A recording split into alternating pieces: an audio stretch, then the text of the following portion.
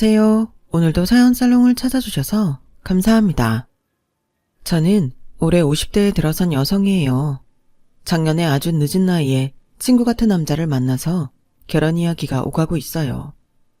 제 결혼이 늦어진 데에는 이유가 있어요. 젊었을 때 한바탕 일을 치른 경험이 있거든요. 사실 20대 때에는 다들 결혼하라고 해도 결혼에 대해 별 생각이 없었어요. 혼자가 너무 편했고 일하고 제 취미 생활을 하는 데에 결혼은 부담스러웠고 오히려 장애물 같았거든요. 저는 결혼이 맞지 않는 사람이라고 생각할 정도였죠. 좋은 사람들과 두세 번 정도 사귄 적은 있지만 모두 1년 안에 정리가 됐기 때문에 더 그랬던 것 같아요. 나는 결혼할 팔자가 아닌 것 같다고 하면 친구들은 그건 희영이 네가 진짜 인연을 못 만나서 그래 라고 말했는데 저는 그런 게 다 자기 믿기 나름이라고 생각했어요. 그러다가 30대가 되고 싱글인 친구들이 거의 남지 않자 조금씩 외로워지더라고요. 꼭 결혼이 하고 싶다는 생각을 한 건 아니지만 혼자 있다는 게 외로운 거구나 하는 걸 절실히 느낀 시기였어요. 그래도 주변에 꼭 사귀고 싶은 남자는 없었어요. 하루는 결혼한 지 얼마 안 된 친구한테서 연락이 왔어요. 희영아, 너 소개팅 할래? 우리 결혼식 때 왔던 남편 친구인데 그 사람이 남편 만나면 자꾸 네 얘기를 한다고 그러네. 결혼식 때 같은 자리에서 밥 먹었다며. 아, 그때 여러 명 같이 앉아 있어서 누군지는 확실히 모르겠어. 그래서 내가 좀 알아봤는데 나쁘지 않은 것 같아. 피부과 의사인데 삼수해서 대학 가서 이제 막 전문의 자격증 땄나 봐. 그래도 일단 의사잖아. 그 사람이 너 좋다는데 만나서 밥이라도 얻어먹고 와. 너 이런저런 활동 많이 해서 휴일에도 바쁜 건 아는데 시간 좀 내. 처음에는 그렇게 흥미를 느끼지 않았는데 친구가 자꾸 이야기를 하니 한번 만나보자는 생각이 들었어요. 만나보고 아니면 그만이니까요. 그래도 친구라고 신경 써주는 게 고맙기도 했고요. 저는 친구 말대로 일요일 하루 테니스 모임을 빠지고 소개팅에 나갔어요. 남자는 말끔하고 밝은 인상이라서 누구에게나 호감을 사겠더라고요. 의사도 환자를 만나니까 사람들 호감이 중요할 텐데 그런 면에서는 꽤나 긍정적으로 봤어요. 제가 재수에서도 의대 떨어졌을 때 집에서는 의대는 됐으니 다른 과에 넣으라고 했는데 그 말을 들으니까 더 오기가 나더라고요. 그래서 기어코 해내겠다 이 악물고 했더니 정말 되더군요. 저는 문과 전공이었는데 초등학생 때부터 대학까지 계속 첼로를 배웠어요. 그 이야기를 하니 남자가 참 좋아하더라고요. 의사들이 악기 하나씩 다루는 사람들 많거든요. 저는 플루트하고 피아노 좀 했어요. 희영씨, 음악에도 조예가 깊다니 이거 진짜 로또 맞은 기분인데요. 아니요, 조예라기보다는 그냥 좀 할 줄 아는 거죠. 저는 사귀기도 전에 남자가 너무 앞서가는 걸 경계하느라 조심스럽게 말했어요. 하지만 식사를 하며 계속 이야기를 하다 보니 그 사람도 테니스 치는 걸 좋아하고 영화 보는 것도 좋아하더라고요. 저하고 취미가 딱 겹쳤던 거죠. 좋아하는 음식도 비슷했고 여러 면에서 좀 통하기는 했어요. 와, 진짜 제가 첫눈에 희영 씨한테 꽂힌 이유가 있네요. 이렇게 잘 맞을 줄은 몰랐어요. 다음 주에 영화 같이 볼래요? 제가 이 시간에는 원래 테니스를 치러 가서 좀 어렵고요. 토요일 저녁에는 어떠세요? 무조건 되죠. 그날 꼭 보는 겁니다. 그렇게 다시 약속을 잡았고 토요일에 저와 남자는 영화를 본 후 식사를 하며 영화 이야기를 하느라 시간이 가는 줄 몰랐어요. 저는 그나마 말이 통하는 사람과 소개팅을 하게 돼서 다행이라고 가볍게 생각하고 계속 만날 생각은 없었어요. 그런데 다음 날부터 남자가 계속 연락을 해오더라고요. 희영 씨도 저랑 이야기할 때 싫지 않으셨다고 느꼈는데요. 마음 통하는 사람 만나는 것도 사실 어렵잖아요. 저희 나이쯤 되면 다 아는 거 아니에요? 저는 저랑 희영 씨 잘 될 거라고 믿어요. 라며 사귀자고 했어요. 저도 사귀는 건 괜찮지만 그 뒤에 결혼하자고 할까봐 망설여졌어요. 30이 넘었으니 남자는 당연히 결혼을 생각하고 만날 것 같았고 저는 외롭기는 해도 꼭 결혼을 해야 된다는 마음은 없었거든요. 일단 서로 불편하지 않으니 만나봐요. 다른 건 정하지 말고 저희 만나는 시간 즐기면 되잖아요. 그렇게 말씀하신다면 좋아요. 만나봐요. 라고 말하자 남자는 당장 그날 퇴근 시간에 저희 회사 앞에 왔어요. 1일째라면서 장미 한 송이를 사들고요. 저에게 이렇게 깜짝 이벤트를 해주는 남자는 처음이라서 기분이 좋기도 했고 쑥스럽기도 했어요. 저와 남자는 만날수록 서로 죽이 잘 맞아갔어요. 가고 싶은 맛집을 서로 말도 안 했는데 같은 식당일 때도 있었고, 보고 싶은 영화를 제가 예매하면 그 사람이 보고 싶다고 말하기도 했어요. 그러면서 점점 더 친해졌고 서로에게 정말 좋은 친구가 되어갔어요. 상대방의 코디나 헤어스타일도 서로 이야기해줄 정도로요. 친구는 제가 남자와 잘 만나고 있다고 하니 박수를 쳤어요. 야, 너무 잘됐다. 그럼 둘이 결혼하는 거야? 내가 한 커플 연결한 거야? 보람 있는데. 우리 결혼 이야기는 안 하는데 그런 거 생각 안 하고 친구로 재미있게 만나는 거야. 둘 다 불만 없어. 야, 남녀관계에 친구가 어딨니? 네가 결혼 생각이 없으니까 남자도 그렇다고 하면서 네 옆에 있는 거지. 남자가 자기 마음에도 없는 여자를 왜 만나냐? 그것도 30 넘은 남자가. 그렇게 한가하니? 너 지금은 괜찮을지 몰라도 나이 좀 들어봐. 안 그래도 다 결혼했는데 그 사람도 다른 짝 만나서 결혼한다고 생각해봐. 지금보다 더 외로워질걸? 너 잘못하면 그러다 우울증도 생겨. 내가 겁주려고 그러는 거 아니고 진짜 그럴 수도 있다는 뜻이야. 내 말 잘 생각해봐. 그 말에 남자가 저와 잘 지내다가 다른 여자와 결혼하겠다고 하면 어떤 기분이 들지 상상해보게 되더군요. 진짜 혼자 버려지는 느낌이 들 것 같더군요. 사실 부모님도 제 성격을 알아서 말을 안 하고 계셨지만 이제나 저제나 제가 결혼하고 싶다는 말을 하기를 기다리고 계신다는 건 잘 알고 있었어요. 저는 음악 관련 회사를 다니고 있었기 때문에 결혼이나 일상적인 생활에 대해 생각이 좀 자유로웠던 것 같아요. 예술 전공자들과 만나는 일이 많다 보니 자연스럽게 저도 그런 자유로운 사고에 물들지 않았나 싶어요. 물론 음악을 해도 저보다 더 보수적인 사람들도 많았지만 대체적으로 자유로운 사람들이 꽤 있었거든요. 또 제가 첼로도 꽤 잘하는 편이어서 가끔씩 전에 배우던 선생님 부탁으로 초등학생들 작은 선생님 노릇하며 아이들 연습하는 걸 봐줬는데 그 벌이도 나쁘지 않았어요. 한마디로 아쉬울 게 없으니 결혼 생각도 별로 없었던 것 같아요. 남자는 제가 음악 관련 일을 한다는 걸 친구들한테 꽤 많이 말했더라고요. 뭔가 남다른 일을 하는 사람이라는 게 자기한테는 자랑이라고 하더군요. 제가 일이 바쁠 때에는 약속을 취소하기도 했는데 그래서 자기가 바쁜 것도 이해를 잘해준다는 것도 좋다면서요. 뭐 자기가 약속 취소하고 못 만나게 돼도 제가 크게 뭐라고 안 하니 자기는 편했겠죠. 그렇게 사람들한테 제 이야기를 하고 다니더니 어느 순간부터 만나기만 하면 결혼 이야기를 꺼내기 시작했어요. 저도 친구나 부모님 때문에 결혼 생각을 안 해본 건 아니지만 그렇다고 적극적으로 제가 그 말에 장단을 맞추지는 않았어요. 그러자 남자가 초조해졌는지 점점 저한테 집착하는 모습을 보였어요. 어쩌다 전화를 못 받으면 부재중 전화가 평균 10통은 넘게 와 있곤 했어요. 아까 왜 전화 안 받았어? 무슨 회의를 또 해? 진짜 회의 맞아? 회의 기록 좀 봐봐. 혹시 양다리 걸쳤어? 나 말고 딴 놈 있냐고. 그게 아니면 왜 결혼 이야기만 하면 뒤로 빼고 그래? 라는데 좀 심하다 싶었어요. 지금 기획 초기 단계라서 회의가 많아. 갑자기 생기기도 하고 오빠도 환자 예약 시간 바뀌고 갑자기 받기도 하고 그러잖아. 내가 그럴 때마다 오빠 보고 확인해달라고 해? 지금 일하는 거 오빠 집착이고 사람 의심하는 거야. 제가 이렇게 세게 나가면 남자는 바로 미안해. 그러려던 건 아닌데 내가 좀 피곤했나 봐. 희영이 네가 결혼 안 한다고 할까 봐 신경이 좀 예민해져서. 화 많이 났어? 진짜 미안. 이 일로 나 안 만나는 거 아니지?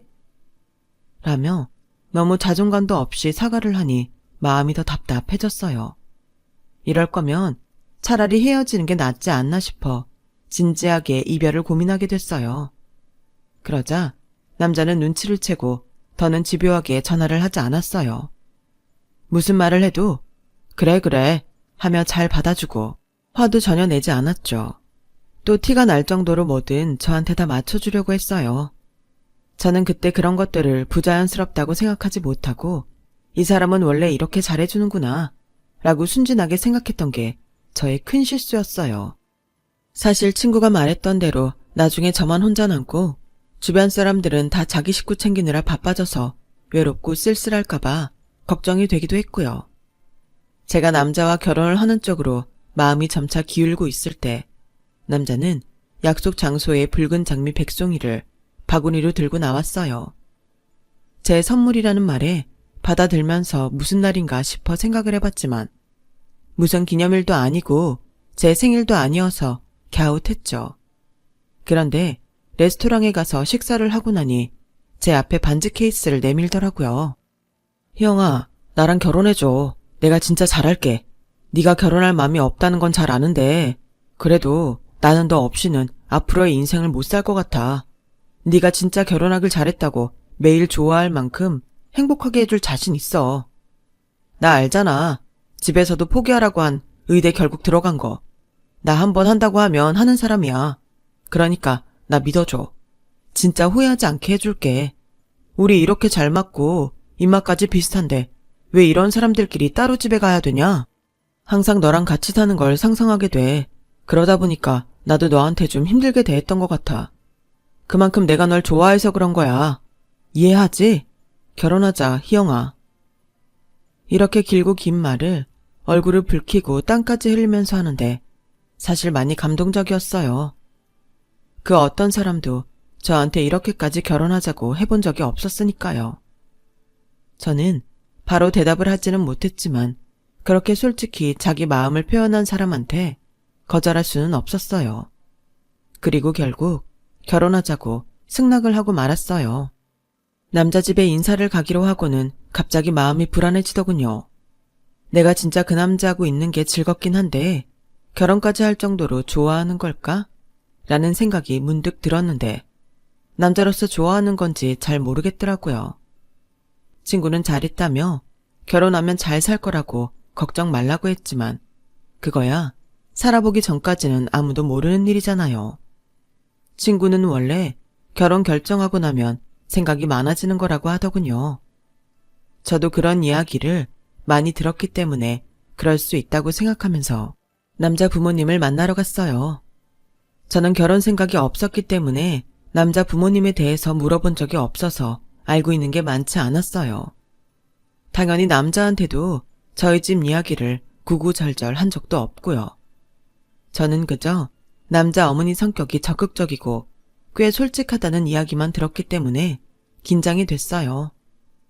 일하면서 사람들을 많이 접해서 대화하는 게 어렵지는 않았는데 막상 결혼할 사람 부모님을 만난다니 몸이 다 굳는 것 같았어요. 혹시 시부모님 되실 분들한테 실수라도 해서 안 좋은 인상을 주면 어쩌나 걱정도 됐고요. 그래서 부모님들이 좋아하실 만한 선물을 신경 써서 골랐어요. 가슴이 쿵쾅거리는 걸 겨우 진정시키며 집에 들어갔는데 남자 어머니는 무뚝뚝한 표정으로 저희를 맞으시더군요. 제가 마음에 안 드나 싶을 정도로 표정도 안 좋고 저를 위아래로 쓱 훑어보는데 정말 가슴이 철렁 내려앉더라고요. 이거 땡땡백화점 과일이 아니네? 라며 남자 어머니는 제가 가져온 과일 바구니와 선물들을 부엌으로 가지고 들어가 버렸어요. 남자 아버지는 소파에 앉아서 야구 중계를 보느라 정신이 없었어요. 제가 인사를 해도 들은 척 만척하고 야구를 보며 그걸 쳤어야지 저런 바보 이러시더라고요. 저는 너무 민망해서 남자를 슬쩍 흘겨봤고 남자도 화난 표정으로 아버지 어깨를 툭툭 쳤어요. 아버지, 희영이 왔잖아요. 계속 TV만 보시면 어떡해요. 지금 제일 중요한 순간인데 거 좀 끝나고 오던지 그러지. 라며 못마땅한 얼굴로 제 쪽으로 돌아앉았어요. 제가 인사를 하자 남자 아버지는 예 라며 건성으로 대답하더니 자리에서 일어나 술을 가지러 가더라고요. 지금 무슨 술이에요? 이따 식사하고 드시지. 희영이한테 뭐 궁금한 거 없어요? 안 물어보세요. 니네 엄마가 다 알아서 할 텐데 뭘 그래. 내가 궁금할 게 뭐 있어. 네가 우리한테 물어보지도 않고 좋아하는 여자 생겼다고 데려온다고 했잖아. 라며 퉁명스럽게 말하는데 진짜 바로 돌아서 나오고 싶었어요. 그때 남자 어머니가 과일을 깎아서 들고 나오시면서 우리 창훈이는 땡땡 백화점 거 아니면 먹인 적이 없어. 그리고 이거 보이니? 찻잔 세트. 이거 창훈이가 피부 싹 고쳐줬다고 연예인이 보내준 거다. 아니, 이런 선물 받으면 안 되는 건데 어떻게 집으로 보낼 생각을 했는지 몰라? 우리 창훈이가 이 정도로 인기 있는 의사야. 라며 자랑을 하는데 많이 황당했어요. 의사들이 선물을 뒤에서 받았다는 소리잖아요. 제가 너무 당황하자 남자는 제 눈치를 보며 엄마, 내가 받지 말라고 했잖아. 그리고 이런 이야기 막 하고 그러는 거 아니야. 남들이 들으면 오해해. 아니 그럼 온 선물을 그냥 돌려보내니? 그것도 예의는 아니지. 그리고 쟤 이제 네 사람 될 건데 오해하고 말고가 어딨어? 지 남편 인기 많은 의사라 선물 많이 들어오면 지도 좋지? 라며 아무렇지 않게 생각하는데 정말 가슴이 갑갑해졌어요. 그러더니 남자 어머니는 갑자기 화제를 돌렸어요. 니네 부모님은 봉사활동하는 거 좋아하신다며? 아니, 세상 쓸데없는 일이 가난한 사람 돕는 건데 그런 거에 힘을 빼고 사신다니? 하긴 장인 장모가 그런 활동하면 창훈이 병원 일 하는데 홍보는 좀 되겠다. 근데 넌 무슨 음악 기획이라고 애들도 가르친다면서. 너무 바쁘면 우리 창훈이 내조는 어떡하려고 그래? 이대로 네 하고 싶은 거 다 할 거는 아니지? 월급이 많지 않아서 애들도 가르치는 부업을 하는 거야? 남자는 제가 부모님이 노숙자 쉼터에서 밥차 봉사한다는 이야기를 했던 걸 자기 부모님한테 했던 모양이었어요. 엄마, 그게 왜 쓸데없는 일이야. 얼마나 좋은 일 하시는 건데. 그리고 희영이 돈 못 벌어서 애들 가르치는 거 아니고 실력이 좋으니까 작은 선생님으로 부탁하는 거야. 그건 뭐 아무나 하는 건 줄 알아? 라며 변명처럼 말하는데 자존심이 상했어요. 거기에 시어머니는 그래, 물 들어올 때 노 젓는다고? 가르칠 애 있는 때가 좋을 수도 있지. 그래, 얘. 아예 학원을 차려서 애들을 가르쳐봐. 네가 언제까지 회사를 다닐 수 있을지도 모르는 일이고 잘리고 난 다음에 계획이 있어야지. 그런 거 다 미리 생각을 해놔야지. 안 그러면 나중에 내조도 못하고 우리 애만 죽어라 이래서 너 사모님 놀이하고 사는 거 나 바라지 않는다. 이거는 뭐 사람 보자마자 내 아들한테 득대는 일만 하라고 노래를 하는 건데 뭐 이런 경우가 있나 싶어 화가 났어요. 그래도 저는 예의를 지키려고 최선을 다해서 참았고 집에 돌아오자마자 남자에게 결혼 다시 생각해보자고 문자를 보냈어요. 남자는 그 말에 바로 우리 집 앞까지 찾아왔어요. 오늘 일은 그냥 잊어버리면 안 돼. 내가 대신 사과할게. 엄마도 아빠도 요즘 바쁘시고 경황이 없어서 그러신 것 같아. 젊은 우리가 이해하고 넘어가면 안 될까? 내가 다시 엄마 아빠한테 잘 말씀드릴게. 알고 보면 우리 엄마 아빠 같이 좋은 분들도 없어. 라며 정말 싹싹 빌다시피 하더군요. 그렇게 나오니 제가 괜히 미안해지고 남자가 불쌍하더라고요. 웬만하면 자기도 결혼 포기하고 싶을 텐데 그걸 꼭 나하고 하고 싶다니 사랑받는 걸 돌려줘야겠다는 마음도 있어서 알겠다고 했어요. 남자 말대로 알고 보면 좋은 분들일 수도 있다고 생각했죠. 처음 만나서 그런 말을 하는 게 이해가 되는 게 아니었지만 그래도 한 번 본 건데 바로 사람을 단정하지 말자고 마음먹었어요. 이번에는 남자가 우리 집에 오는 날이 됐어요. 엄마와 아빠는 예비사위가 온다며 아침부터 청소를 하시고 장을 받아가 음식을 한다고 하루 종일 바쁘게 움직이셨어요.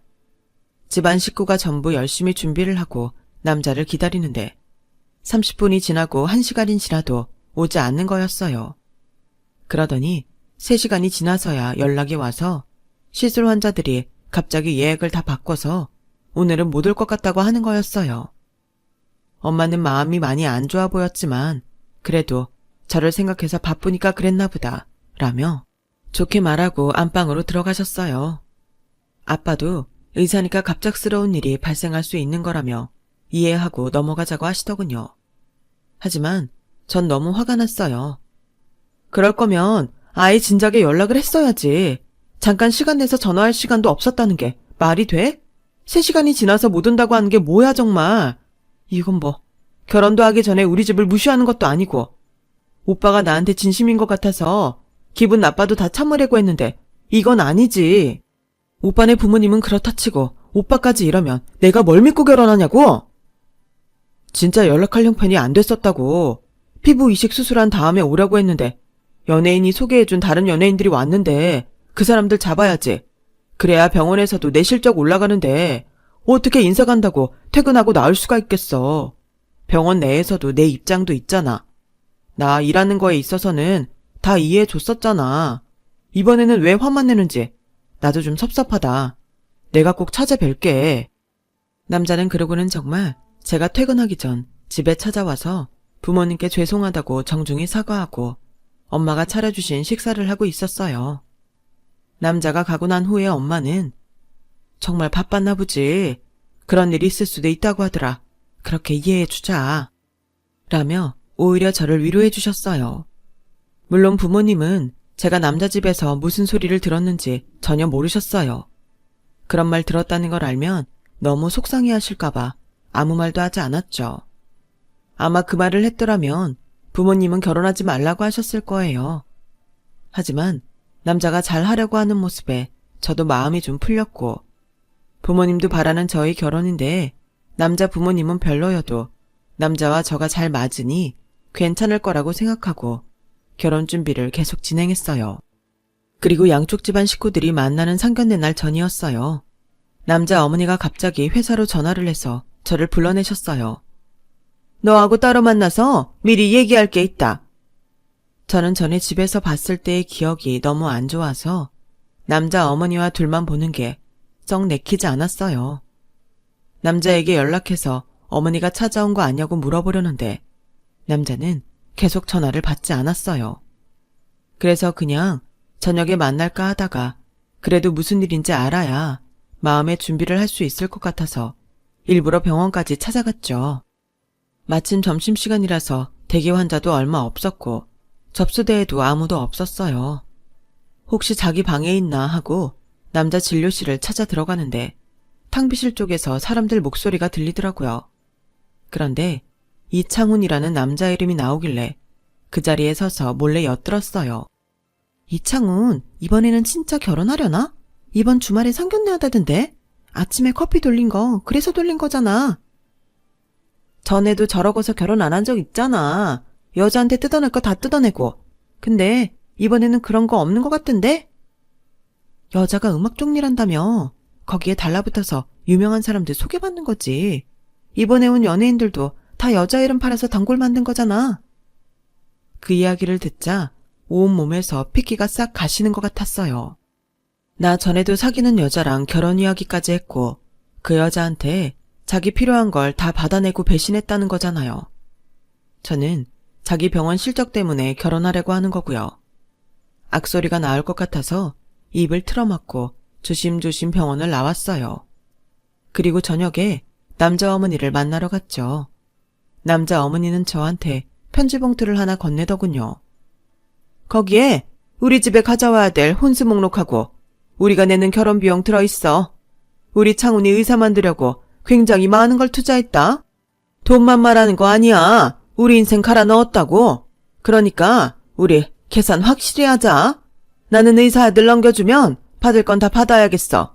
어차피 너는 평생 우리 창훈이 혜택 받으며 살 거 아니니? 그야말로 상류층이 되는 건데 내가 이 정도 바라는 게 억지는 아니지. 너 사실 의사들끼리끼리 결혼한다. 그 정도는 세상 돌아가는 이치 알면 어느 정도 알 테고 네가 의사만큼 못 벌 거면 집하고 차는 기본이고 우리한테도 차 한 대는 해줘야 된다? 나 창훈이 친구들 많이 봐서 아는데 우리 절대 많이 요구하는 거 아니야. 비용은 이보다 적게 하려고 했는데 생각보다 많이 준비한 거야. 라고 자기 할 말만 하고 먼저 일어나서 나가더군요. 저는 봉투를 열어보고 진짜 할 말을 잃었어요. 거기에는 100만 원짜리 수표 딱 한 장하고 우리 집에서 준비해야 할 혼수 목록이 아주 빽빽하게 적힌 종이가 들어있었어요. 이 결혼은 안 되겠다라고 다짐을 하고는 남자한테 본때를 보여주고 싶어서 부모님께 남자 어머니가 준 봉투를 보여드렸어요. 아빠, 큰아빠 그날 시간 되셔? 안 돼도 시간 만들라고 부탁드리자. 나 진짜 열받아서 그냥 못 넘어가겠어. 제가 그동안 있었던 일에 오늘 병원에서 들은 이야기까지 하자 부모님도 안색이 변하셨고 아빠는 큰아빠에게 연락을 한다며 방으로 들어가셨어요. 그때 남자한테서 전화가 왔어요. 이렇게 전화 많이 온 줄 몰랐네. 왜? 오늘 엄마 만났다며? 좀 전에 말씀하시더라고. 뭐 또 기분 상한 일 있었어? 그런 거 없어. 낮에는 점심 같이 먹자고 하려고 전화했지. 상견례 날은 일요일이니까 병원 안 하지? 그날은 약속 시간 지켜서 꼭 와야 돼? 당연하지. 그날은 시술이 있어도 다 취소하고 가지. 걱정하지 마. 상견례 전까지는 바빠서 만나기 힘드니까 그날 봐. 저는 속으로 이를 갈면서 전화를 끊고 상견례 날이 오기만 기다렸어요. 그리고 상견례 날 저는 부모님과 함께 먼저 약속 장소에 도착했어요. 하지만 약속 시간이 되어도 남자 쪽은 한 명도 오지 않더군요. 원래 약속 지키는 걸 중요하게 생각하지 않는 집 같았어요. 30분쯤 지나자 남자와 그 부모님이 직원 안내를 받아서 저희 쪽으로 오는 게 보였어요. 남자 어머니는 머리를 드라이로 엄청나게 부풀리고 명품으로 온몸을 칭칭 감았더라고요. 남자와 남자 아버지도 언뜻 보면 수수해 보였지만 값비싼 벨트에 구두로 아주 힘을 잔뜩 줬고요. 그에 비해 검소한 저희 부모님이 일어나서 인사를 하자 남자 부모님은 목을 뻣뻣하게 세우고 턱을 치켜들며 자리에 앉았어요. 내 아들이라서가 아니라 창훈이가 좀 잘나가는 의사예요. 한번 한다면 뭐든 해내는 애고 정말 영민합니다. 이런 사위를 또 어디서 보시겠어요? 창훈이가 그쪽 따님을 너무 잘 봐서 제가 의사 아닌 며느리를 이렇게 보게 되네요. 우리 희영이 탐내는 사람들도 많았어요. 얘같은 재능이 많아야죠. 가끔 저희 봉사하는 데 와서 도와주고 난 후에 즉석에서 음악회도 하는 애예요. 그 말에 남자 부모님이 약속이라도 한 듯 코웃음을 쳤어요.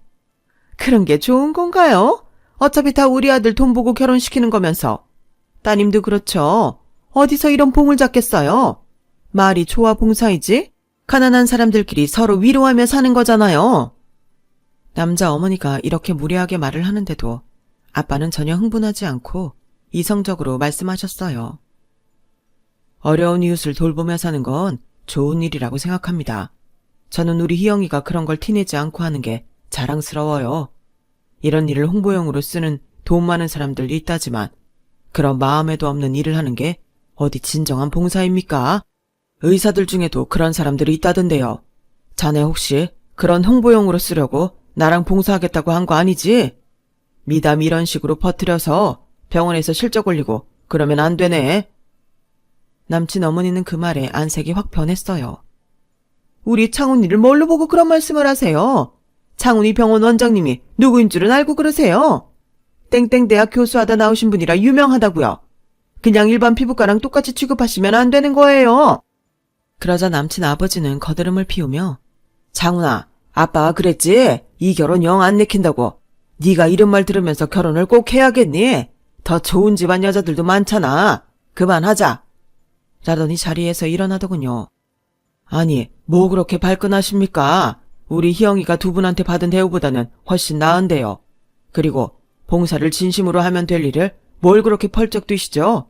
혹시 뭐 찔리는 거라도 있으세요? 라고 아빠가 차분히 말하자 남자 어머니는 펄펄 뛰며 뭐가 어쩌고 저째? 이 양반이 말이면 다인 줄 아나? 우리가 대개 딸한테 뭘 어쨌다고 그래? 우리 사회에서는 의사라면 다들 껌뻑하는 건 몰라요? 어디 이런 몰상식한 사람들이 다 있지? 저희가 준 100만 원 돌려주시고요. 결혼 비용 다 될 생각 없으면 결혼 파토 내겠습니다. 그렇게 아세요? 남친 아버지도 아무래도 수준이 비슷비슷해야 저희도 마음이 편하지 않겠습니까? 오늘 하고 나오신 것만 봐도 저희랑은 다른 사람들 같습니다. 라며 점잖은 척을 하는데 아주 속에서 열불이 나서 죽는 줄 알았어요. 그러자 아빠는 서류 봉투 하나를 꺼내며 이게 저희가 희영이한테 주려고 한 건물입니다. 재산의 일부예요. 작긴 하지만 여기가 앞으로 재개발될 지역이라서 모두가 탐을 내는 자리인데요. 저도 이런 식으로 사람 겉모습만 보고 무시하는 집안에 희영이 보내고 싶지 않습니다. 그 말에 남자 부모님은 동시에 입을 다물고 서로를 보더군요. 남자는 어쩔 줄 몰라서 자기 부모님들한테 눈치를 줬고요. 오빠, 우리 회사에서 기획하는 음악가들이랑 그 음악가들하고 연줄 있는 연예인들 명단 가져갔다며. 내 남편 될 거라고 홍보해서 줄줄이 다 거기로 갔다던데 혹시 부작용 같은 거 생겨서 내 얼굴에 먹칠하면 안 된다? 어떻게 알았어? 라며 남자가 말을 제대로 못하자 남자 부모님은 점점 더 쭈그러들었어요. 그때 큰아빠가 들어와 저희 자리로 오셨어요. 미안하다. 내가 시간 맞춰서 오려고 했는데 오늘 차가 왜 그렇게 막히는지 이야기는 다 했어? 큰아빠, 지금 이야기하고 있어요. 그때 저희 큰아빠를 본 남자의 얼굴이 가관이었어요. 남자는 진짜 바들바들 떨면서 자리에서 일어났어요. 교수님, 큰아버지가 우리 대학 피부과 교수님이었어? 근데 왜 말을 안 했어? 우리 만나는데 큰아빠 이야기까지 해야 돼? 우리가 큰아빠랑 살 것도 아닌데 오빠랑 나랑 결혼하는 거 우리 둘이 잘 맞아서 하는 거 아니야? 근데 왜 큰아빠 이야기를 하라는 거야? 큰아빠는 남자를 싸늘하게 보며 자네 병원 원장이 내 후배인 거 자네도 알고 있지? 하나뿐이 없는 내 조카한테 자네 집이 어떻게 했는지 잘 들었네. 그러니 앞으로 자네도 병원 생활 기대해도 좋아. 남자 어머니는 얼굴이 하얗게 뜬 채로 저기 이러실 게 아니라 저희 다시 찬찬히 이야기를 해보죠. 두 사람이 좋아서 결혼하겠다고 했잖아요. 아니요. 저는 오만정 다 떨어졌고요. 오빠한테 눈꼽만큼도 미련 없어요. 어머니께서 저 찾아오셔서 100만 원 수표하고 혼수 목록 적어주신 거 여기 갖고 왔어요. 어디 이 돈으로 며느리 할 사람 있는지 잘 찾아보세요. 저는 안 할 거예요. 라며 제가 일어나자 부모님도 자리에서 일어났어요. 아유, 사돈 왜 이러세요? 저희가 좀 실례를 한 것 같은데 처음에는 서로 모르니까 오해도 하고 그러잖아요. 그러지 마시고 이야기를 좀 더. 라며 남자 어머니가 엄마의 손을 잡자 엄마는 손을 뿌리쳤어요. 어디 그런 말도 안 되는 소리를 해요. 우리 희영이가 별 볼 일 없다 싶어서 함부로 한 거잖아요. 우리 형편이 달랐다고 해도 그러시는 거 아니죠? 자기 자식 귀하면 남의 자식도 귀한 줄 알아야죠. 그렇게 뻔히 보이는 집안에 누가 딸은 준답니까? 이 선생 어머님 아버님 아무리 의사 아들이 잘났대도 남의 자식한테 상처 주시면 안 됩니다. 의사가 그러라고 있는 직업입니까? 우리 희영이 저한테 둘도 없는 조카입니다. 라는 큰아빠의 말에 남자와 남자 부모님은 고개를 조아리고 들지 못했어요. 남자는 그 뒤로도 참 없어 보이게 몇 번이나 저한테 전화를 하고 회사에도 찾아오고 비굴하게 빌더군요. 저는 전화도 차단해버리고 아예 만나주지도 않았어요. 소개한 친구도 이상한 사람 소개해줘서 미안하다고 남편한테도 한 소리 했다고 싹싹 빌더라고요. 그렇게 한 차례 소동이 지나가고 나니 정말 결혼할 마음이 없어져서 혼자 일하면서 살다가 이제는 진짜 인연을 만난 것 같아서 조촐하게 결혼식도 하고 오순도순 친구처럼 살려고 해요. 인연을 안 믿었는데 다 때가 되면 오는 것 같네요. 제 이야기는 여기까지예요. 오늘 제 이야기 들어주신 분들 모두 좋은 일 많이 생기시고요. 앞으로 행복한 일들만 가득하세요. 감사합니다. 여러분, 사연 댓글에 응원과 현명한 조언 부탁드려요. 좋아요와 구독은 저에게 큰 힘이 됩니다. 오늘도 좋은 일 가득하세요.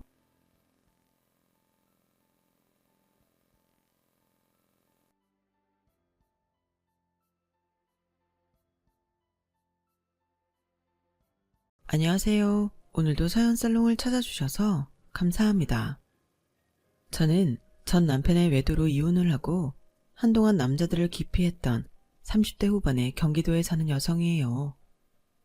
전 남편이라는 인간을 생각하면 지금도 속에서부터 분노가 치밀어 오르지만 그래도 행복한 시간이 더 많기에 마음을 잘 다스리며 살고 있어요. 저에게 사람에 대한 신뢰를 회복하게 해준 건 지금의 남편인데요. 이 사람을 안 만났다면 저는 아마 사람이 싫었을 거예요. 특히 남자들이요. 결혼하고 몇 개월 되지 않았는데 남편이 외도를 하고도 뻔뻔하게 군다면 모르기는 몰라도 다들 저처럼 그러지 않을까요? 전 남편은 말 그대로 파렴치한 놈이었어요. 결혼 전에는 아주 별 사탕 발린 말로 제 마음을 뺏어갔었죠. 성미야, 너를 보면 내 심장이 행복해. 네가 나랑 같이 살아주면 나도 평생 네 마음에 들어가 있을게. 닭살 돋아서 싫다는 사람들도 있었지만 너무 건조하게 일만 하며 살았던 저는 그런 말들 듣는 게 좋았어요. 전 남편은 식품 하청업체라고 해야 하나요? 그런 중소기업에서 소스나 양념을 개발하는 팀이 있었어요. 저는 그 회사와 계약을 했던 큰 회사의 기획팀이었고요. 사람들은 어느 면으로 보나 저보다 떨어지는 사람과 왜 결혼을 하는지 모르겠다고 했는데 그건 대기업에서 계속 경쟁 상태에만 있다가 그 사람을 보면 제가 더 앞서 나가야 되고 더 잘해야 되고 이런 걸 생각하지 않아도 됐으니까요. 거기에 그 사람의 말빨도 한몫했고요. 항상 경무에 시달리며 뭐든 잘 해내야만 하는 게 저에게는 스트레스가 컸던 건지 결혼과 동시에 저는 몸이 여기저기 나빠져서 병원을 몇 군데나 다녀야 했고 아침에는 제대로 일어나지도 못했어요. 결혼하자마자 아픈 모습이나 보여주는 제가 저는 너무 싫었어요. 영식씨, 너무 미안해. 내가 이러려고 결혼한 게 아닌데. 아우, 우리 자기 회사 다니면서 너무 힘들었나 보다. 대기업이 스트레스를 많이 주긴 하나 봐. 큰 회사 다니면서 월급 많이 받는다고 다 좋은 건 아니네. 역시 사람은 건강하고 적당히 버는 게 최고인 것 같아. 성미야, 이 기회에 휴직을 하고 좀 쉬면 어때? 주말이면 나랑 놀러도 많이 가고. 생활이야. 자기가 모아놓은 돈도 있고 나도 계속 버는데 뭐 문제될 거 없잖아. 몇 개월만이라도 쉬어봐. 전 남편 건의에 저는 휴직계를 내고 마음 편히 쉬었어요. 정말 경치 좋고 공기 좋은 곳도 많이 놀러 갔고요. 자기야, 내가 회사 안 가는 대신 자기 내조만큼은 열심히 할게. 아무튼 내 몸 생각해서 이렇게 배려해줘서 너무 고마워. 에이, 그건 당연한 거지. 우리 부부잖아. 저는 몸이 조금씩 좋아질 때부터 아침 일찍 일어나서 전 남편을 위해 여러 가지 신경 쓴 음식들을 만들었어요. 제가 아프고 보니 사람이 먹는 것만큼 중요한 게 없더라고요. 저는 전 남편이 저처럼 아프지 말라고 정말 건강을 위한 음식을 맛있게 먹을 수 있게 만들었어요. 그것 외에도 남편 대신 집안의 크고 작은 일들은 전부 다 했고요. 시댁에 보내는 용돈도 전부 제 돈으로 드렸어요. 그런 남편이 결혼하고 4개월쯤 됐을 때부터 완전 돌변했어요. 어느 날부터인가 저를 하찮게 보는 것 같더니 제가 무슨 말만 해도 피식 웃고 웃기고 있네. 입에 달고 살더라고요. 그러다가 알게 된 건데 남편은 저희 친정 아빠가 건물 갖고 있는 걸 보고 저한테 그렇게 잘했던 거였어요. 그건 그놈이 친구와 전화통화하는 걸 우연히 들어서 알게 됐어요. 아, 진짜 저 여자 집이 엄청 부자인 줄 알았는데 건물도 대출이 반이고 거기서 나오는 임대료로 은행에 이자 갚는 것만도 아주 빡세다더라. 그냥 서민이야. 그리고 저 여자는 그 건물 상속도 얼마 못 받을 것 같아. 보니까 그 건물은 나중에 남동생 주겠다고 했었나 보더라고. 난 그것도 모르고 저 여자한테 5만 알랑방기 다 끼고. 아, 진짜 내가 바보였지. 그 오글거리는 말들을 참고 했잖아. 저 여자는 이상하게 아무도 안 걸려드는 그런 징그러운 말을 좋아하더라. 정말 충격이었어요. 처음에는 제 귀를 의심했고 그 다음에는 아닐 거라고 부인했지만 사실이었어요. 사실 그 건물은 아빠 엄마가 처음부터 남동생을 위해 마련한 거였어요. 남동생은 유망한 운동선수였는데 불의의 사고 때문에 평생 몸을 관리받으며 살아야 하는 처지가 됐거든요. 그래서 아빠는 무리를 해서 건물을 사셨고 그걸 다 갚고 나면 남동생이 평생 그 건물세로 병원을 다니는 것도 생활하는 것도 힘들지 않을 거라고 생각하셨던 거였어요. 그런데 그 인간은 그런 부모님 마음이 담긴 건물을 노린 거였죠. 게다가 그 인간은 친정 건물에 대해 알고 난 다음 바로 다른 여자를 만나기 시작했어요. 한참이나 나이가 어린 여자였는데 둘이 꼭 붙어서 서로의 허리를 껴안고 거리를 활보하는 모습을 직접 본 후부터 저는 전 남편에 대한 정이 싹 사라져 버렸어요. 전 남편은 여자와 돌아다니는 모습을 봤다는 말에도 아주 태연하더라고요. 그래서 뭐 어쩌라고, 이혼이라도 하게? 뭐 안 그래도 우리 민정이가 할 말 있다는데 내일 시간 있어?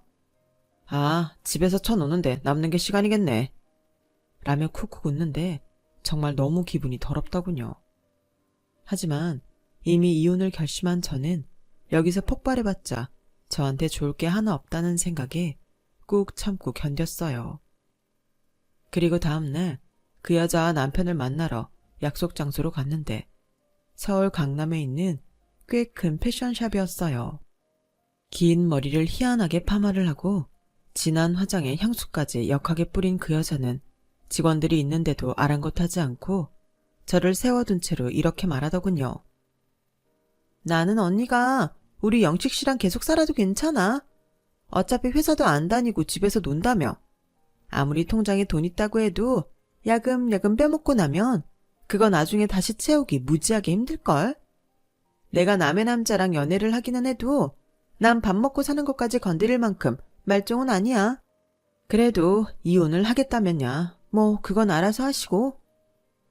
역시 우리 민정이가 아주 대장부배포야. 봤지? 너랑 이렇게 차이 나는데 내가 널 보고 살고 싶겠니? 맨날 아프다고 골골거리기나 하지. 시들시들한 데다가 나이도 많은데 내가 좋겠냐고. 그러니까 이제 내가 집에 안 들어가도 그러려니 해. 오빠, 그럼 이제 계속 우리 집에 있는 거야? 뭐야, 오빠도 한다면 하네? 마누라 때문에 눈치 보인다고 집에는 꼬박꼬박 들어가서 은근 빈정상했는데 이제 보니 사나이가 맞네 맞아. 야, 그럼 다들 키마당에 눈치 볼 게 뭐 있겠냐? 저는 주먹이 하얘지도록 꽉 쥐고는 여자가 하는 샵을 나왔어요. 너무 분하고 수치스러워서 온몸이 다 부들부들 떨렸죠. 저는 그날 바로 변호사를 선임해서 전 남편과 상간녀 두 사람 모두에게 소송을 걸었어요. 소송은 무난히 제가 이겨서 위자료도 받아냈어요. 제가 근년놈의 도발에도 꾹 참았던 건 재판에서 저에게 유리하게 작용했어요. 한 번 때리지도 않고 폭력적인 행동을 하지 않았기 때문에 제 성격에 문제가 있었다고 입증하기 어려웠던 거죠.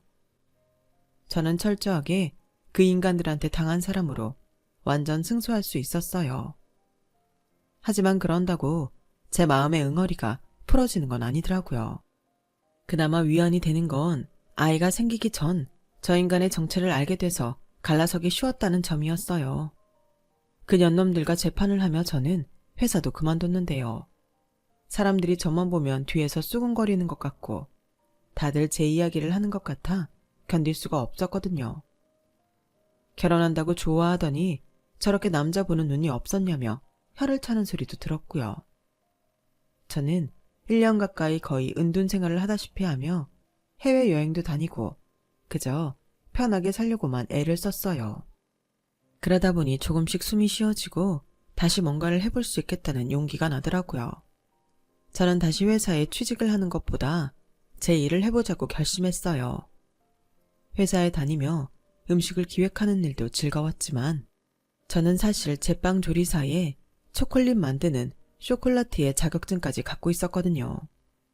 저는 바리스타 자격증까지 따서 저의 조그마한 빵집을 열었어요. 경기도의 유명한 먹자거리의 초입에 가게를 얻어서 새벽부터 밤 늦게까지 빵을 연구하고 굽고 커피를 내리며 정신없이 일을 하며 지냈어요. 저는 당시 남자라면 치가 떨렸고 사람 자체도 너무 믿지 말아야겠다고 굳게 마음먹고 있었어요. 겉으로 아무리 좋은 말을 해도 그 사람 속을 어떻게 알겠어요. 저는 사람들한테 벽을 치고 절대 마음을 내주지 않았지만 그래도 제 직원들한테는 잘하려고 노력했어요. 그리고 제가 만드는 빵이나 디저트가 사람들에게 행복을 주기를 바라는 간절한 마음도 있었고요. 비록 저는 호된 일을 당해 사람들에게 마음을 열지는 못하지만 저희 가게를 오는 사람들은 저처럼 나쁜 일을 당하지 말라고 주문을 걸며 매일 빵을 굽고 초콜릿도 만들고 커피도 내렸네요. 그리고 몇 개월 지나자 저희 빵집도 점점 입소문이 나서 차 타고 10분 거리에 있는 대형 아파트 단지에서도 빵을 사러 오는 분들이 많아졌어요. 그렇게 저희 빵집은 동네 맛집으로 자리를 잡아갔어요. 그러던 어느 날 저는 오후에 잠깐 볼일을 보고 가게로 돌아가는 길에 어떤 할아버지를 만나게 됐어요. 할아버지는 어디가 불편한지 건물 벽을 짚고 한참을 서 계시더라고요. 제가 앞으로 가서 살펴보니 얼굴이 온통 식은땀 투성이었고 많이 힘들어 보였어요. 할아버지, 괜찮으세요? 어디 편찮으세요? 그러자 할아버지는 겨우 고개만 끄덕이셨어요. 저는 얼른 119에 전화를 해 구급차를 불렀고 할아버지는 병원 응급실로 옮겨졌죠. 알고 보니 할아버지는 심장병 수술을 하셨던 분인데 시간이 좀 많이 지나서 심장에 있는 장치에 문제가 생긴 거였어요. 병원에서는 조금만 늦었어도 큰일 날 뻔했다며 바로 응급수술에 들어갔죠. 저는 수술 전 할아버지한테 연락할 가족 전화번호를 알려달라고 했더니 할아버지는 핸드폰 채 제 손에 쥐어주고는 바로 수술실로 들어가 버렸어요. 보니까 긴급전화에 우리 손자라는 전화번호가 있더라고요. 저는 바로 그 번호로 연락을 했고 전후 사정을 들은 손자분은 얼마 안 돼서 병원으로 달려왔어요. 어찌나 급하게 왔는지 한 손에 집게 같은 걸 들고 왔는데 가만 보니 먹자거리에서 유명한 치킨집 대표더라고요.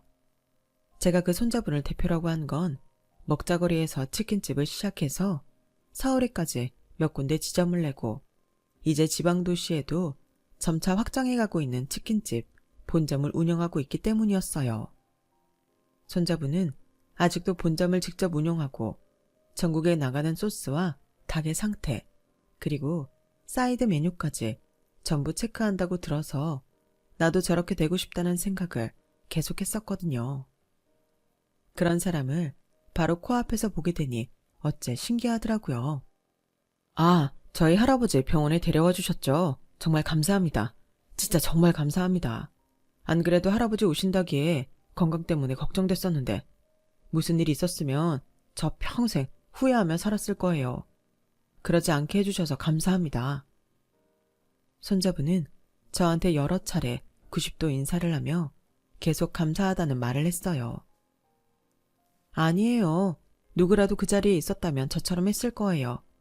이제 그만 인사하셔도 돼요. 그래도 병원에 제때 도착해서 정말 다행이에요. 할아버지 쾌차하시길 바랄게요. 그렇게 저는 병원을 나왔는데 아주 오랜만에 마음이 홀가분하고 좋은 기분을 느꼈어요. 남을 위해 좋은 일을 했던 지난 날들도 떠올랐고요. 제가 전 남편과 상간녀한테 받은 상처가 너무 커서 이런 좋은 감정도 못 느끼고 살았구나 싶더군요. 그리고 일주일쯤 지나서 저희 빵집에 그 치킨집 대표님이 찾아왔어요. 양손 가득 과일 바구니에 비싼 한우 세트를 들고서요. 우선 이거 받으시고요. 혹시 뭐 좋아하세요? 이건 기본 선물이고 제가 사장님 좋아하시는 걸로 크게 쏘겠습니다. 아니에요. 이런 거 받자고 한 일도 아닌데요. 무엇보다 할아버지가 별일 없으셔서 다행이에요. 저희 할아버지 은인이신데 무슨 말씀을요. 사양하지 말고 받아주세요. 그래야 저희 할아버지도 마음 편하실 거라고 일부러 연락도 주셨어요. 이렇게 인연이 된 저와 대표님은 그 후 자주 만나게 됐고 저는 대표님 덕에 먹자거리 많은 자영업 사장님들과도 인사를 할 수 있게 되었어요. 그러다 보니 많이 친해져서 각자 이런저런 사정도 이야기하게 됐고요. 언젠가부터 대표님은 하루에도 몇 번씩 저희 빵집을 들락거리셨어요.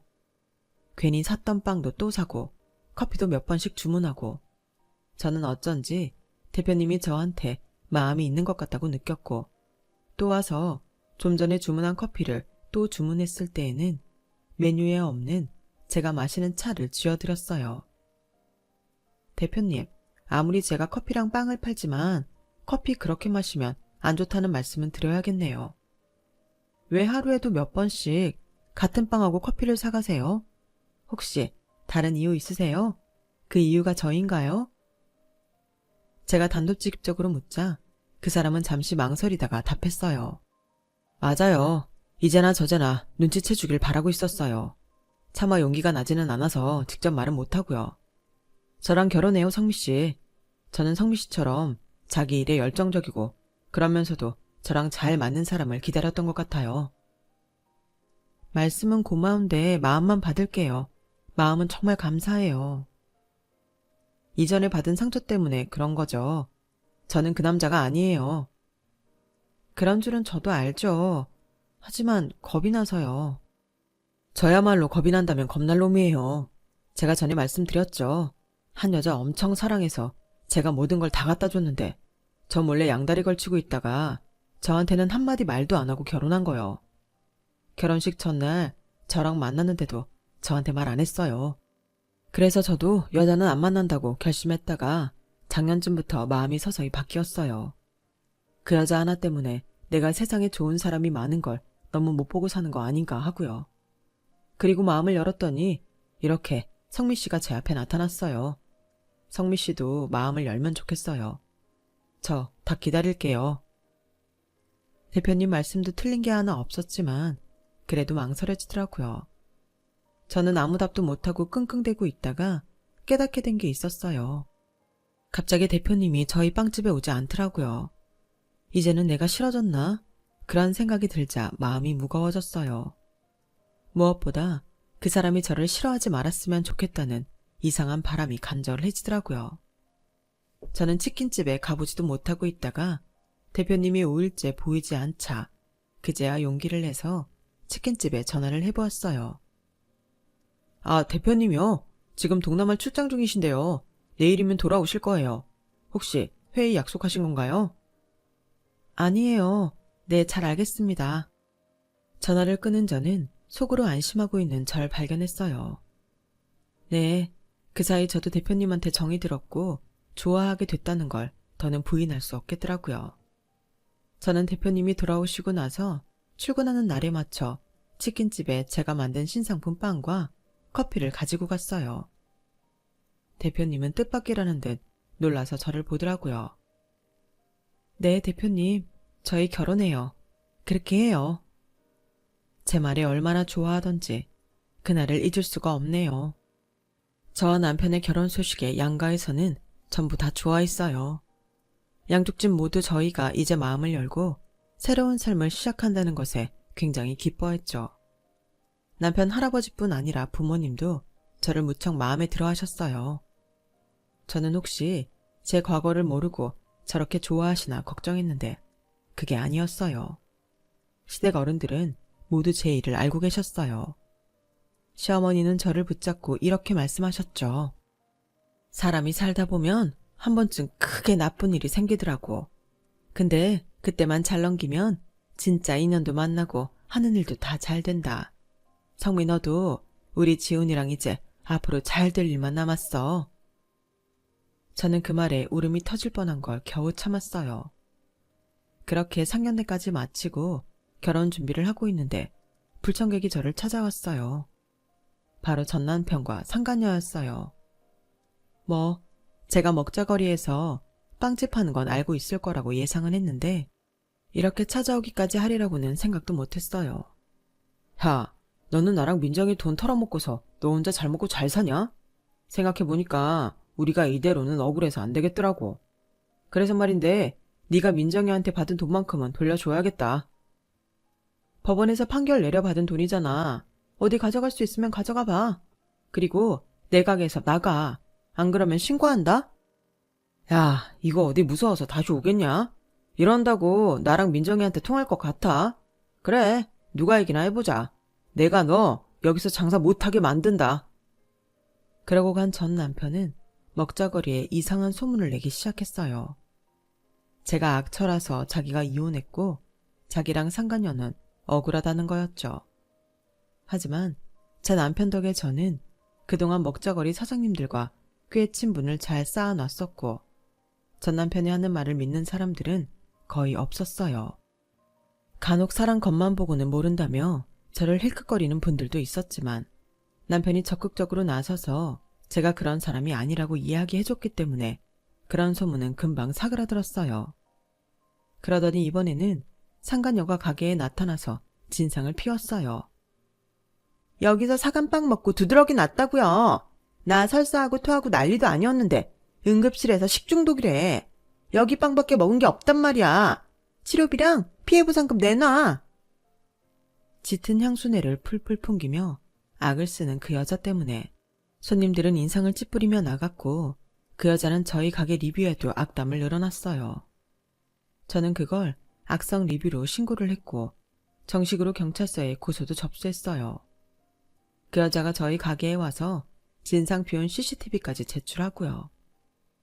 경찰서에서 고소 접수 연락이 여자한테 가기도 전에 상간녀는 또다시 우리 가게에 와서 난리를 쳤어요. 네가 우리 오빠한테 이상한 말 했다며. 아주 웃기지도 않아. 야, 이런 시골 촌구석에서 밀가루 반죽이나 하고 있으면서 감히 우리를 우습게 여겨? 너 우리한테서 눈물 뺀 만큼 우리도 네 눈물 빼야겠으니까 돈 내놔. 안 그러면 맨날 여기 와서 난리 쳐줄 테니까. 손님 다 떨어지게 만들어줄게. 그래? 그게 네 뜻대로 될까? 저는 그때 카운터 안에 숨겨두었던 휴대폰 녹음을 보여줬어요. 여자는 저도 모르게 한 발 뒤로 물러서더라고요. CCTV만으로는 소리가 녹음 안 돼서 네가 다시 오기만 기다렸어. 너 전에 난리치던 영상하고 이전에 우리 가게 온 적 없다는 증거도 내가 싹 다 경찰에 냈거든? 이제 이 녹음도 경찰에 넘길 거니까 너는 경찰서에서 오는 연락만 조용히 기다리면 돼. 내 손님들 다 나가 떨어지게 해? 나는 그럼 가만히 있을 것 같아? 네 패션사 게시판에 너 상간녀라고 다 폭로해 버릴 거야. 이게 사람이 봐주느라 가만히 있으면 고마운 줄이나 알아야지. 어디서 뻔뻔하게 고개 쳐들고 와서 행패를 부려. 하긴 그따위 인성이 남의 남편하고 바람나고도 잘못한 줄 모르지. 여자는 그제야 주변을 돌아보더라고요. 주변 사람들이 다 그 여자를 혐오하는 표정으로 보고 있었거든요. 그 눈초리를 겨우 깨달았나 보더라고요. 뿐만 아니라 저희 직원들은 완전 잡아먹을 듯 여자를 쳐다보고 있었어요. 여자는 어쩔 수 없이 서둘러 저희 가게를 빠져나갔어요. 뒤늦게 이 사실을 알게 된 남편은 저를 찾아왔어요. 아, 내가 바빠서 사무실 나간 사이에 이런 말도 안 되는 게 있었다니. 왜 진작 나한테 말하지 않았어. 그럼 내가 본사 경비원들이라도 불렀을 텐데. 그럴 필요도 없는 사람들이야. 경찰에 고소 접수도 했으니까 이제 함부로 못할 거야. 세상에, 뭐 그런 쓰레기 같은 인간들이 다 있지. 다 참. 남편은 열이 받아서 한 번 더 찾아오면 바로 자기한테 연락하라고 단단히 일렀어요. 그런데 얼마 안 가 그 년놈들이 또 찾아왔더라고요. 이번에는 둘이 같이요. 두 사람은 직원들이 제지하니 안까지는 못 들어오고 문간에 서서 저를 조롱하더라고요. 야, 이 주제에 무슨 결혼을 한다고 하더라? 너 이혼녀인 거 네 남편 될 놈은 알고 있냐? 허이구, 또 호구 인생 하나 네가 망치는구나. 쥐뿔 가진 것도 없는 주제에 친정에 그 잘난 건물 팔아서 결혼하는 거야. 그거 네 건물인 것처럼. 오빠, 저 여자가 나한테 이상한 소리 하더라. 우리도 이 얘기 사람들한테 해서 결혼 망쳐버리자. 아니 천하의 악녀 같은 년이 어디 착한 척하고 또 다른 남자 인생에 끼어들어? 안 그래? 제가 못 참고 나가려는데 그때 저희 직원 하나가 그 인간들한테 밀가루 한 푸대를 부어버리더라고요. 야, 니네 뭔데 자꾸 와서 영업방해야? 어? 게다가 명예훼손까지. 너네 제3자에 의한 명예훼손 고소 한번 당해볼래? 어디 한번 해봐. 벌금 나오면 그깟 벌금 내가 다 물고 만다. 진짜 듣자니까 내 속이 다 열불나서 미치겠는데. 우리 사장님 완전 보살이다 보살. 여러분 여기 이 인간들이요. 저희 사장님 속이고 바람나서 법원에서도 위자료, 정신적 피해보상 다 판결받아 돈 줘놓고 이제 와서 행패랍니다. 사람 모함까지 하면서요. 야, 사람들은 하나를 보면 열을 한다고. 니네 지금 이렇게 하는 짓 보면 니들이 이상한 거 모를 줄 아냐? 직원이 대신 씩씩거려주는 바람에 저는 나설 필요도 없게 됐고 그 인간들은 밀가루를 잔뜩 뒤집어 쓰고는 방방 뛰다가 어쩔 수 없이 나가버리고 말았어요. 뒤늦게 온 남편은 그 인간들 자기가 한 대씩 쳤어야 했는데 놓쳤다며 화를 삭히더라고요. 그런데 그날 밤 전 남편이라는 자식은 저희 집 앞까지 찾아왔더라고요. 아니 제가 사는 곳은 또 어떻게 알았는지 생각할수록 소름이 끼쳤어요. 너 뭐야? 나 스토킹해? 네가 바람펴서 헤어진 전부인 사생활을 이렇게 다 알고 있어도 되는 거야? 나는 단지 너 정신 차리고 우리한테 돈이나 내놓으라고 정중하게 충고하러 온 거야. 너 결혼하는 새끼가 치킨집 주인인가 보더라. 하여간 너도 참 어쩌다 인생이 그렇게 바닥까지 가냐. 하다 이제는 기름에 짠 인간하고 결혼을 해?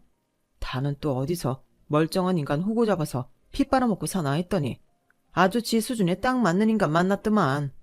너 나한테 돈 입금해. 안 그러면 네 결혼식 그거 아주 쑥대밭을 만들어 놓고 말 테니까.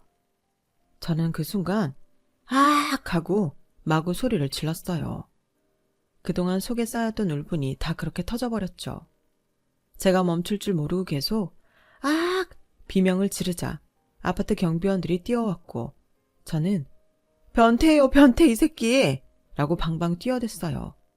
그러자 아파트 경비원은 전 남편을 잡으러 달려왔고 전 남편은 황당한 표정으로 저를 보더니 놀라서 꽁무니 빠져라 도망을 쳤죠.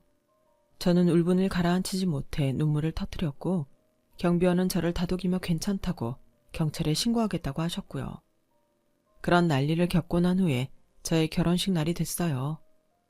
결혼식은 무사히 진행이 됐고 1부 웨딩을 끝내고 2부의 하객들에게 인사를 하기 위해 드레스를 갈아입었죠. 그런데 밖이 시끌시끌 하더라고요. 그러더니 웬 남자가 무작정 제 대기실 안으로 쳐들어오는데 전 남편인 거 아니겠어요? 대체 누가 제 결혼식 날짜와 시간 장소를 가르쳐줬는지 저는 그 인간이 누군지 꼭 밝혀내야겠다고 다짐했죠. 너무너무 열이 받았거든요. 그런데 이 인간 들어와서 하는 말이 가관이었어요. 성미야, 나 그년이랑 헤어졌어. 그년 알고 보니까 아주 나쁜 년이야. 얼마 전부터 다른 젊은 놈 만나서 그놈하고 내 돈 빼들리고 있었던 거 아냐. 그딴 게 다 있지. 내가 잠시 그년한테 홀려서 성미 너한테도 돈 내놓으라고 그랬던 거 사과할게. 알아, 네가 얼마나 화났는지. 나도 내가 미쳤었다는 거 인정할게. 그러니까 우리 이제 다시 시작하자. 그래도 한 번이라도 살아본 사람하고 살아야지. 널 잘 모르는 사람하고 사는 게 행복할 것 같아? 너 그 빵집 생각보다 되게 잘 되더라. 매출뿐 아니라 순이익도 꽤 되던데. 넌 역시 뭐든 잘하는 사람이야. 정말 어디 내놔도 부끄럽지 않은 내 와이프다. 여기요. 여기 정신병자 들어왔는데 이 웨딩홀은 경비도 없어요? 아무나 들여보려면 어떡해요? 제가 전 남편은 상대도 안 하고 밖에 소리를 지르니 드레스 입는 걸 도와주던 직원이 그제야 정신을 차리고 경비를 부르러 뛰어나갔어요. 그러자 전 남편은 다급해져서 저를 설득하려고 하더군요. 야, 암만 네가 화났어도 네 인생 이렇게 팽개치는 거 아니야. 치킨? 요새 치킨이 장사가 되는 것 같냐? 남는 것도 얼마 없어. 내가 널 아는데 또 사탕 발린 말, 오글대는 말에 속아 넘어갔을 거야. 그러니까 성미야, 이제라도 정신 차려. 그리고 나랑 가자. 저는 그 인간이 내 손을 잡자마자 그 인간 손목을 꽉 깨물어 버렸어요. 야, 너 미쳤어? 이게 뭐 하는 짓이야? 그때였어요. 누군가 대기실에 성큼성큼 들어오더니 전 남편을 돌려 세워서는 주먹을 턱에 한 방 먹였고 전 남편은 그대로 바닥으로 나가 떨어졌어요. 바로 제 남편이었어요. 연회복을 입은 남편은 그 자리에서 재킷을 벗어 던지고 전 남편 멱살을 잡아 일으켜 세웠어요. 이 미친 자식, 네가 여기가 어디라고 와? 그러더니 남편은 그 인간을 질질 끌고 나가는데 정말 전 남편은 허수아비처럼 딸려나가더라고요. 제가 허겁지겁 뛰어나가자 전 남편은 제 남편한테 오히려 큰 소리를 치고 있더라고요. 당신 내가 고소할 거야. 어디 사람을 쳐? 너 사람 잘못 봤어. 어디 시장에서 닭이나 튀기는 새끼가 말이야. 제가 화가 나서 달려들려고 하는데 그때 웬 점잖고 나이 지긋한 신사분이 전 남편 어깨를 돌려 세우더니 다짜고짜 뺨을 철썩 때리더군요. 놀란 전 남편이 그 신사분을 보자 얼굴이 파래졌어요. 사장님, 어떻게 여기에? 너야말로 뭐하는 자식이야. 여기가 어떤 자리인 줄 알고 와서 행패야 행패는. 여기 이분이 우리랑 이번에 계약하신 치킨 체인 대표인 것도 몰라. 너는 대체 회사에서 일을 어떻게 하길래 중요 거래처 대표도 못 알아봐. 너 이 자식, 너 때문에 우리 회사에서 엑소 치킨 소스 출시 안 하면 너 어떻게 할 거야? 책임질래? 이런. 자기네 회사 사장 말에 놀란 전 남편은 얼이 빠져서 남편과 저를 번갈아 봤어요. 그리고는 이제야 정신이 든 것처럼 자기를 둘러싸고 있는 수많은 하객들을 돌아봤고요. 그중에는 저희 친정 부모님도 있었어요. 전 남편은 침을 꿀꺽 삼키더니 갑자기 무릎을 꿇더라고요. 잘못했습니다. 제가 진작에 알아보지 못해서 죄송합니다. 그저 제가 성미를 사랑하고 있다는 걸 알리고 싶었어요. 하지만 이미 그 인간의 바닥을 다 본 사람들이 너무 많았기에 다들 기가 막혀서 혀를 차며 비웃었죠. 남편은 더 이상 상대하기 싫다는 듯 달려오는 경비원들에게 손짓을 했어요. 그러고는 이렇게 말했어요. 여기 이것 좀 치워주세요. 경찰서로요. 그러자 전 남편은 끌려나가면서 두 손을 파리처럼 싹싹 빌어대며 사정을 했어요. 잘못했습니다. 제발 대표님, 사장님, 성미야, 아니 사모님, 제가 잘못했어요. 장인어른 장모님, 성미야, 미안해, 내가 사죄 할게. 그렇게 전 남편이 끌려나간 후 전 남편 회사 사장님은 저와 남편에게 허리를 굽히며 사죄했어요. 이게 어디 사장님 잘못입니까? 사장님은 저 사람이 어떤 사람인지도 몰랐을 텐데요. 하지만 이제 아셨으니 사장님도 적절한 조치를 취하셨으면 합니다. 이건 제 개인적인 감정 때문만이 아니라 저런 정신상태인 사람이 직원으로 있으면 회사에도 악영향을 끼칠 거예요. 여부가 있겠습니까? 지금 엄청난 일을 저질렀는데요. 월요일 출근하자마자 해고 통지서 보낼 겁니다. 그렇게 상황은 정리됐고 저는 큰 난리를 겪으며 결혼식을 마쳐야 했어요. 전 남편 회사 사장은 정말 전 남편을 해고 처리했고 전 남편은 웨딩홀 측과 회사 측에 고소까지 당하게 됐죠. 저는 그런 전 남편을 보며 돈 때문에 인간이 저렇게까지 추해질 수 있구나 싶었어요. 저한테 돌아오려고 했던 것도 상간녀가 배신한 것도 있지만 제 빵집이 잘 된다는 걸 알아서 그런 거잖아요. 아무리 먹고 살기 힘들어지는 세상이라고 해도 저런 식으로 사는 인간은 결국 끝이 좋지 않다는 걸 직접 보고 겪게 되어 저한테는 큰 교훈도 됐네요. 전 남편은 회사에서 잘리고 그쪽 업계에 소문이 나서 취직이 안 된다고 들었어요. 그래서 프랜차이즈 커피집도 차렸다가 망하고 결국 다 정리하고 자기 본가가 있는 시골 지방으로 돌아갔다고 하네요. 저는 여전히 성실하고 자기 사업도 열심히 하는 남편과 함께 예쁜 딸을 두고 알콩달콩 살고 있어요. 제 빵집도 열심히 하고 있고요. 제 마음을 다시 열게 해준 좋은 인연에 감사하며 매일 더 좋은 일도 많이 하려고 하고 있어요. 제가 베푼 만큼 돌아온다는 것도 알게 됐거든요. 꼭 돌아오는 걸 바라고 베푸는 건 아니지만요. 그런 마음으로 자선단체에 기부도 하고 봉사활동도 하고 있어요. 제 이야기 들어주신 많은 분들 오늘 하루도 행복하시고요. 앞으로 좋은 일만 많이 생기시길 바랄게요. 여러분, 사연 댓글에 응원과 현명한 조언 부탁드려요. 좋아요와 구독은 저에게 큰 힘이 됩니다. 오늘도 좋은 일 가득하세요.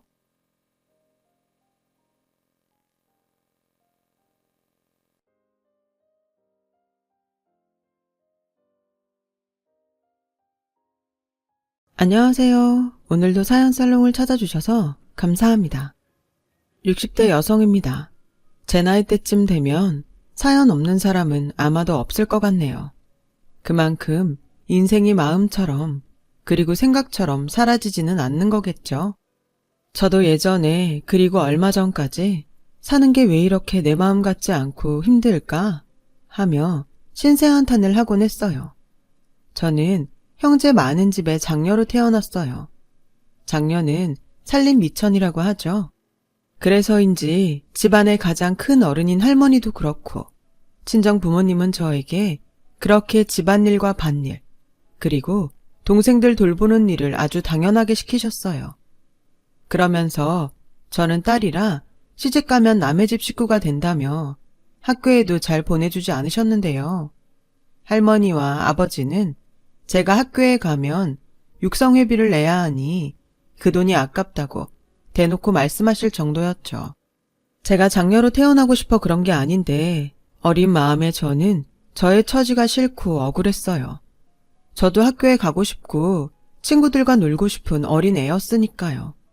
그래서 저는 10살이 조금 넘은 어린 나이였지만 무조건 이 집을 탈출해야겠다고 생각했어요. 줄줄이 딸린 동생들이 마음에 걸리긴 했지만 계속 이렇게 살다가는 좋은 시절을 이 집에서 다 흘려보낼 것만 같더라고요. 그리고 저의 이 바람이 하늘에 닿았는지 제가 20살을 얼마 남겨두지 않은 추운 겨울에 우연히 기회가 찾아왔어요. 어릴 때부터 한 동네에 살던 저보다 3살 많은 언니가 있었는데 그 언니가 그때 인천의 한 공장에서 일을 하고 있었거든요. 이미 저의 처지를 아는 언니는 제가 원하면 차비를 빌려줄 테니 인천으로 와서 자기와 함께 공장을 다니자고 했어요.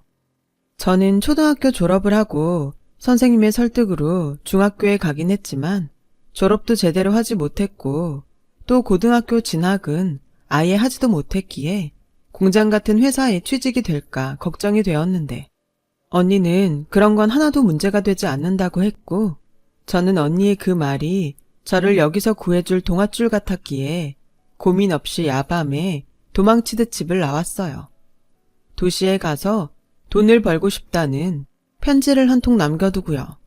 당시에는 지금처럼 핸드폰도 없던 시절이라 부모님은 집을 나간 저를 찾을 길이 마을 파출소에 신고하는 것을 빼면 아마 없었을 거예요. 그래서인지 몇 년이 흘러도 집에서 저를 찾는다는 소식은 들려오지 않았어요. 씁쓸하지만 오히려 잘 됐다고 생각하며 인천에 온 이후로 조금씩 집과 가족을 잇고 저를 위한 삶을 살자고 생각했죠. 먹고 싶은 것을 사 먹고 갖고 싶은 것을 살 정도는 벌었기에 저는 큰 욕심 없이 공장에서 하는 일을 좋아했어요. 아무런 대가 없이 하는 집안일에 비하면 공장은 참 좋은 곳이라는 생각이 들었거든요. 그러다 함께 살고 있던 언니가 연애를 하기 시작하더라고요. 종종 언니가 애인을 집에 데리고 왔는데 셋이 있으니 좀 민망했죠. 그래서 종종 자리를 비켜주게 되었는데 그게 언니의 마음에 걸렸는지 어느 날 저에게 언니가 애인의 절친한 친구라며 남편을 소개해줬어요. 남편은 공고를 나와 그래도 사무직 일을 하는 청년이었고 저는 그게 무슨 대단한 회사원처럼 보여서 남편이 참 멋있어 보이더라고요. 저보다 6살이 많은 남편은 그런 제가 귀여웠다고 했어요. 그래서 저희 둘은 1년 조금 넘게 사귀었고 남편이 결혼 이야기를 꺼내자 시댁에서는 거의 고아나 다름없고 가방끈도 짧은 저를 며느리로 받아줄 수 없다며 심한 반대를 하셨었죠. 남편은 그런 반대에도 불구하고 이렇게 청혼을 해왔어요. 미안한데 결혼식은 나중에 하고 우리 혼인신고부터 하고 같이 살자. 우리 애기 낳고 잘 살면 우리 집에서도 어쩔 수 없을 거야. 그래도 어떻게 그래. 내 말 들어. 우리 집 허락 기다리면 우리 결혼 못해. 그리고 결혼식을 하려면 당신 집에도 알려야 할 텐데. 당신도 그거 싫다며. 우리 식구들만 불러서 할 것도 아닌데 우리 그냥 아까운 시간 그만 보내고 같이 살자. 저는 남편의 말에 넘어갔어요. 어린 나이에 집을 나온 뒤에 친한 언니와 함께 살기는 했지만 마음이 많이 외로웠거든요. 남편을 만나지 않았을 때는 그것도 사실 잘 몰랐는데 사랑하는 사람을 만나니 다시 혼자가 되는 건 무서웠어요.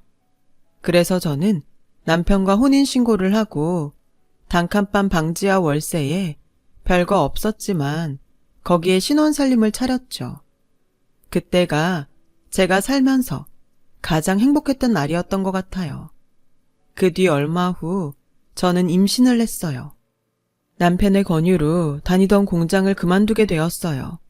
그리고 전업주부가 되어 아침에 남편을 출근시키고 없는 살림이라 시장에서 가장 싼 식재료를 사다가 저녁을 지어 먹는데 남편과 따뜻한 방에서 함께 밥을 먹으니 천국이 따로 없었어요. 그런 천국 같은 생활에서 저는 딸과 아들을 2살 터울로 낳았어요. 식구가 많아지니 지내고 있던 월세방은 너무 좁았고 그래서 무리이긴 했지만 가지고 있는 돈과 은행에서 돈을 빌려 방 2개짜리 작은 빌라를 구입하게 되었어요. 난생 처음 갖게 된 우리 집이었죠. 이런 행복한 날이 앞으로도 계속될 거라고 믿었어요. 커가는 아이들과 은행 대출금으로 생활은 더욱 팍팍해졌지만 사는 보람이 있다고 할까요? 이게 행복이지 별거 있나? 하는 만족감으로 또 늘 감사한 마음으로 살았어요. 남편이 약속한 결혼식도 잊어버린 채요. 하지만 너무 행복해서 누군가 셈이 났을까요? 살면서 부부싸움이라고는 해본 적 없는 저희 부부에게 큰일이 닥치고 말았어요. 그 큰일은 남편의 보증이었는데요. 저는 전혀 몰랐던 일이라 놀라지 않을 수 없었어요. 여보, 이게 다 무슨 말이야? 언제 보증을 섰어? 미안해 여보. 진석이가 너무 힘들다고 해서 어쩔 수가 없었어. 당장 급한 불만 끄면 금방 해결할 수 있다고 해서 믿었는데. 남편이 말하는 진석 씨라는 사람은 저에게 남편을 소개해준 언니의 애인이었어요. 저와 남편이 결혼하고 언니는 그 진석 씨라는 사람과 헤어졌었거든요. 남편은 어떻게든 자기가 해결한다면서 저에게는 아무런 걱정하지 말고 평소처럼 애들을 잘 챙기라고 했는데 말이 쉽지 집은 경매로 날아가게 되었고 남편은 그 충격에 회사도 가지 않고 친구를 찾겠다며 집을 나가더니 그 길로 실종이 되고 말았어요. 한순간에 아이들과 길거리에 나앉게 된 저는 언젠가는 남편이 돌아올 거라고 굳게 믿으며 다시 공장에 부탁해 일을 하기 시작했는데요. 그렇게 지내기를 1년이 조금 넘어가자 경찰서에서 연락이 왔어요. 남편이 객사를 했다고요. 저는 너무 놀라 그 자리에서 쓰러지고 말았죠. 그리고 잠시 뒤 정신을 차리니 아직 어린 아이들의 얼굴에는 온통 눈물과 콧물로 범벅이 되어 혹여 제가 깨어나지 못할까 엉엉 울며 제 손을 꼭 잡고 있더군요. 저는 그제야 아이들을 보고 정신을 차렸어요. 그리고 정신이 든 저에게 경찰 한 분이 남편의 유품 중에 있었다며 수첩을 건네줬는데 그 안에 남편이 그동안 바보처럼 끙끙 앓으며 저와 아이들에게 하고 싶은 말들을 잔뜩 적어 놓았더라고요. 수첩 속 내용들은 대개 저와 아이들에게 미안하다는 말로 가득했어요.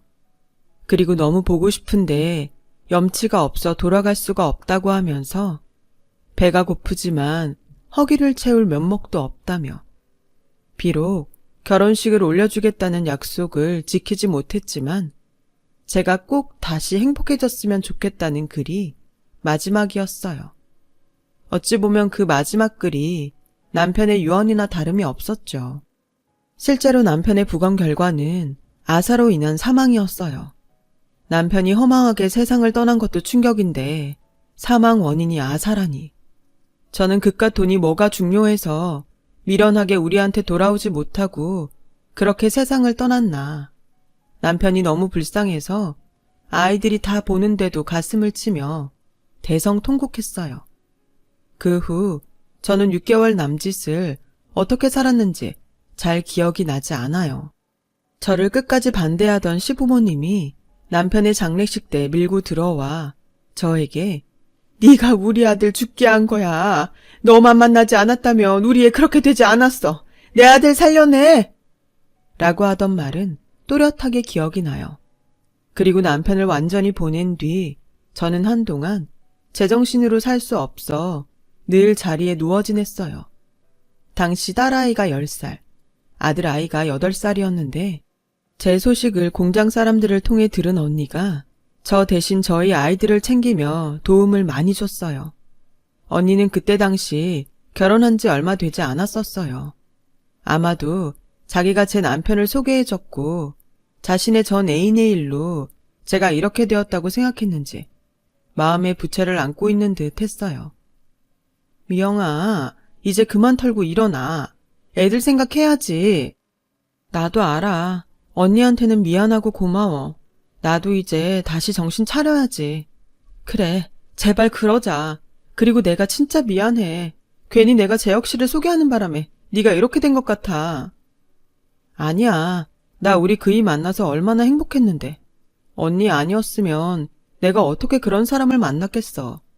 언니 말대로 나 이제 다시 일도 하고 애들도 잘 키울 테니까 이제 언니도 언니 가정 돌봐. 결혼한 지도 얼마 안 됐잖아. 내 걱정은 하지 마. 언니가 알아서 해. 너 그러지 말고 집에 도움을 좀 청하면 어때? 예전이면 몰라도 지금은 다르지 않을까? 아니, 오히려 그렇게 나가더니 꼴 좋다고 하지. 언니, 나 어떻게 되든 우리 애들이랑 잘 살 거야. 그러니까 언니도 걱정하지 마. 저는 그렇게 언니한테 말을 하고 자리를 털고 일어나 다시 용기를 냈어요. 남편은 없지만 사랑하는 아이들이 제 옆에 있었으니 힘을 내야 했죠. 그리고 참 고맙게도 아이들은 손이 많이 가는 나이인데도 불구하고 모든 것을 자기들끼리 해결하려고 했고, 한 번은 일찍 퇴근해서 집에 왔는데 아이들이 나누는 대화를 듣게 되었어요. 누나는 소풍비 냈어? 학교에서 소풍비 가져오라고 하던데. 정민우, 누나 말 잘 들어. 우린 학교에 가지고 갈 돈이 없어. 우리 엄마 아프고 힘든 거 매일 봐서 알지? 소풍날 우리는 우리끼리 뒷산으로 소풍 가자. 누나가 도시락도 싸줄게. 우와, 진짜? 와, 신난다. 그럼 그날 누나가 도시락도 싸주고 나랑 밖에서 하루 종일 놀아주는 거야? 숙제도 안 하고? 그래. 그러니까 엄마한테는 아무 말 하지 마. 알았지? 밖에서 그 말을 듣는데 어찌나 눈물이 나는지요. 그래서 그 다음날 공과금 내려고 따로 빼놓은 돈으로 아이들 소풍비를 주었어요. 제가 소풍비를 주자 아이들은 많이 놀란 얼굴이었지만 저는 웃으면서 이렇게 말했죠. 니네 소풍 가는데 왜 엄마한테 아무 말도 안 했어? 완전 서운하다. 장난처럼 아이들에게 말을 했어요. 아이들은 잠깐 어리둥절한 표정을 짓더니 곧 딸아이가 마음의 짐이 사라졌는지 아니면 소풍을 갈 수 있다고 생각해서 기뻤는지 방긋 웃으면서 학교로 뛰어가더라고요. 아들도 지 누나를 따라서 신이 나서 뛰어가고요. 그 모습을 보는데 저는 아이들에게 미안한 마음에 또 왈칵 눈물이 쏟아졌어요. 그리고 너무 빨리 크지 않았으면 좋겠다고, 너무 빨리 철이 들지 않았으면 좋겠다고 생각했는데 아이들은 저의 마음과 다르게 빨리 컸고 철도 금방 들었죠. 그렇게 청소년이 되고부터는 사춘기가 시작된 딸은 뭐든 자기가 알아서 한다며 저에게 도움을 청하지 않았어요. 남들은 대견하다고 했지만 저에게 의지하지 않으려는 딸을 보면 저는 속상했죠. 공부 욕심이 제법 많았던 딸은 자주 저에게 앞으로 자기 인생은 자기가 알아서 할 테니 저에겐 신경 쓰지 말라고 말을 했어요. 그에 비해 아들아이는 고등학교에 들어가서도 살가운 구석이 많았는데 딸은 마치 자기가 성공해야 우리 집이 편하게 살 수 있다고 생각하는지 누가 지라고 하지도 않은 가장의 무게를 혼자서 지려고 했어요. 지혜야, 엄마는 우리 딸한테 바라는 것이 없는데 왜 그렇게 무리를 해? 공부든 뭐든 엄마는 네가 힘들지 않았으면 좋겠어. 엄마, 나는 성공해서 잘 살고 싶어. 엄마한테는 미안하지만 나는 지금이 별로 행복하지 않아. 다른 애들이랑 자꾸 비교되고 그래서 어쩐지 나는 손해보는 것 같아서 짜증난단 말이야. 그래도 엄마한테 짜증내면 안 된다는 건 알아서 참고 있는 거야. 그러니까 엄마, 나 건들지 마. 엄마가 욕심이 없는 거지. 나는 모든 게 다 욕심나. 셈이 나서 미치겠어. 저는 딸아이의 말을 듣고 참 미안했어요. 딸에게는 저와 같은 장녀의 무게를 지어주지 않겠다고 생각만 했지 딸의 마음을 거기까지는 헤아리지 못했던 것이 그날은 한 번에 밀려왔거든요. 그래서 저는 딸이 얘기한 대로 최대한 딸을 배려했어요. 이 시기가 지나고 딸이 어른이 되면 괜찮아질 거라고 믿었죠. 하지만 욕심 많은 딸은 계속 손에 넣지 못한 것을 보더라고요. 더 위가 있다면 그 위에 올라가야 한다는 생각에 더욱 자기 자신을 몰더라고요. 그리고 고3 수능을 마친 딸은 자기가 바라던 대로 서울 법대에 들어갔습니다. 제가 그동안 모아놓은 돈과 신용대출을 받아 우선은 무사히 대학 입학금을 해결할 수 있었어요. 물론 아직 고등학생인 아들이 있고 대출금을 갚아야 했기에 생활은 더 많이 어려워졌지만 그때 당시는 딸이 원하는 것을 제가 해줄 수 있다는 기쁨이 더 컸던 것 같아요. 하지만 대학에 들어간 딸은 계속 뭐가 불만이고 짜증인지 저와 지 동생에게 차가웠고 장학금을 받아 등록금 걱정을 덜어주겠다고는 큰 소리는 쳤지만 워낙에 공부 잘하는 사람들만 모인 그곳에서 장학금을 받기란 쉽지 않은 것 같더군요. 그래서 딸은 과외 아르바이트를 시작했어요. 처음엔 학비 때문이었지만 과외비가 웬만한 사회초년생들의 월급만큼은 되더라고요. 아들도 수능을 마치고 경기도에 있는 4년제 대학에 들어가게 되었는데 아들 학교 입학금을 모두 준비하지 못했어요. 엄마, 나 괜찮아. 군대 먼저 갔다가 군대에서 공부하고 다시 시험 쳐서 더 좋은 대학에 가면 돼. 나도 누나처럼 엄마한테 손 안 벌리고 대학 다닐 테니까 엄마는 아무 걱정 말아요. 민우야, 엄마가 미안해. 엄마가 좀 더 벌이가 좋았다면 니네들 고생 안 시키는 건데. 누나, 고마워. 누나 진짜 짱이야. 내가 평생 누나한테 잘할게. 아들은 지 누나가 준 돈을 받고 기분이 좋아서 방방 뛰었어요. 딸이 고맙기도 하고 미안하기도 해서 아무 말도 하지 못했는데 딸은 그런 저에게 할 말이 있다며 처음으로 딸과 술자리를 가졌어요. 좋다. 이렇게 우리 딸이랑 술도 마실 수 있네. 엄마, 나 있잖아. 대학 졸업하면 결혼할 거야. 뭐? 결혼? 응. 지금 나 가야 하는 집에 나보다 3살 많은 남자가 있는데 사실 만난 지 좀 됐어. 아무리 그래도 너 나이가 몇인데 그냥 좋게 만나다가 나중에 사회인 되고 해. 그게 나 로스쿨에 가고 싶은데 결혼하면 그 집에서 학비랑 다 대준다고 해서. 뭐? 너 지금 결혼하고 싶은 이유가 돈 때문이야? 꼭 그런 건 아니고 나 지금 만나는 오빠 사랑해. 그리고 그 집에서는 내가 결혼만 해주면 뭐든 다 해주시겠다고 하고 이렇게 좋은 일이 어딨어. 아무리 그래도 그렇게 결혼하는 건 아닌 것 같다. 엄마, 현실을 생각해. 엄마 지금도 그때 빌린 내 대학 입학금 갖고 있잖아. 그리고 민우 생각은 안 해? 나 지금처럼 로스쿨 가서 과외하고 학비 마련할 시간 없어. 아무리 생각해도 이건 좋은 기회고 난 이 기회를 놓치고 싶지 않아. 나 성인이잖아, 엄마. 우리 모두를 위해서 나 이 결혼 꼭 하고 싶어. 나도 그 오빠 좋아, 진짜. 아, 정말. 이런 소리를 듣는데 어떤 부모가 억장이 무너지지 않을까요? 자기는 좋아서 하는 결혼이라고 하지만 저는 그게 다가 아닌 것 같고 그래서 대학 졸업할 때까지 생각을 해보겠다고 했어요. 그리고 만난다는 그 남자를 한번 보자고 했는데 안녕하세요. 차진표라고 합니다. 지혜한테 이야기 듣고 많이 놀라셨다는 얘기는 들었습니다. 저도 그렇고 저희 부모님이 지혜가 아깝고 예뻐서 빨리 시집 왔으면 하시는 거예요. 어머님이 생각하는 그런 돈 때문은 절대 아니니까 오해는 하지 않으셔도 됩니다. 생각보다 딸이 데려온 남자는 괜찮아 보였어요.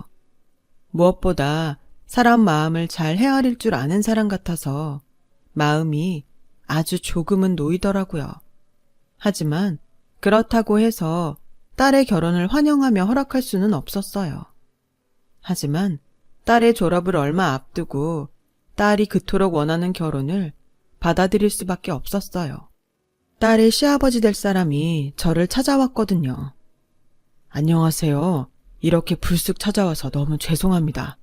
제가 마음이 좀 급해서요. 네, 좀 놀랐네요. 다름이 아니라 지혜의 졸업식이 코앞인데 아직 결혼에 대해 말이 없으셔서 이렇게 참지 못하고 제가 먼저 찾아왔습니다. 한 가지 물어도 될까요? 왜 저희 딸이죠?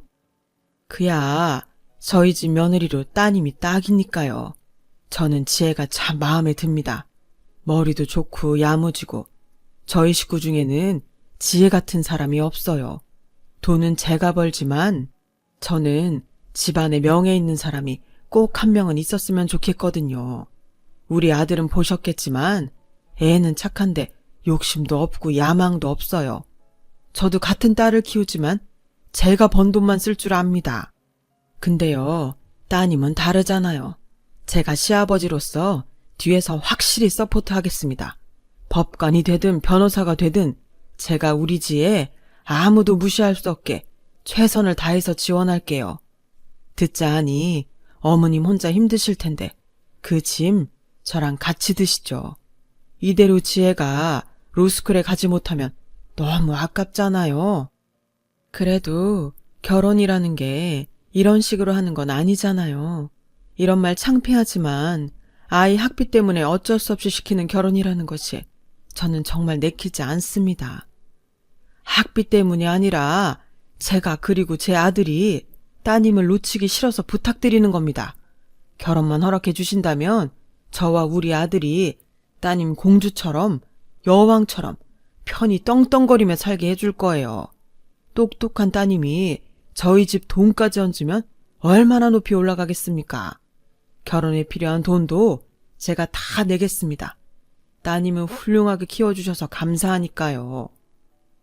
그때 당시 딸의 로스쿨 때문에 돈을 이리저리 빌리려 고생하던 때였어요. 상황이 그런 가운데 딸과 결혼하겠다는 사람도 딸의 시아버지 될 사람도 모두 한결같이 우리 딸이 좋다고 하고 또 공주처럼 여왕처럼 살 수 있게 해준다는 그 말이 참 어처구니 없게도 제 마음을 움직이게 했어요. 우리 딸이 공주라니. 제가 해줄 수 없는 것들을 그 집에서는 해줄 수 있다고 했으니까요.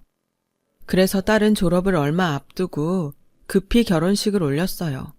물론 비용도 모두 딸의 시댁에서 댔고 딸은 시댁이란 날개를 달고 돈 걱정 없이 하고 싶은 공부를 마음껏 하고 또 사돈의 말처럼 그 집에서 좋은 대접을 받고 사는 듯 보였죠.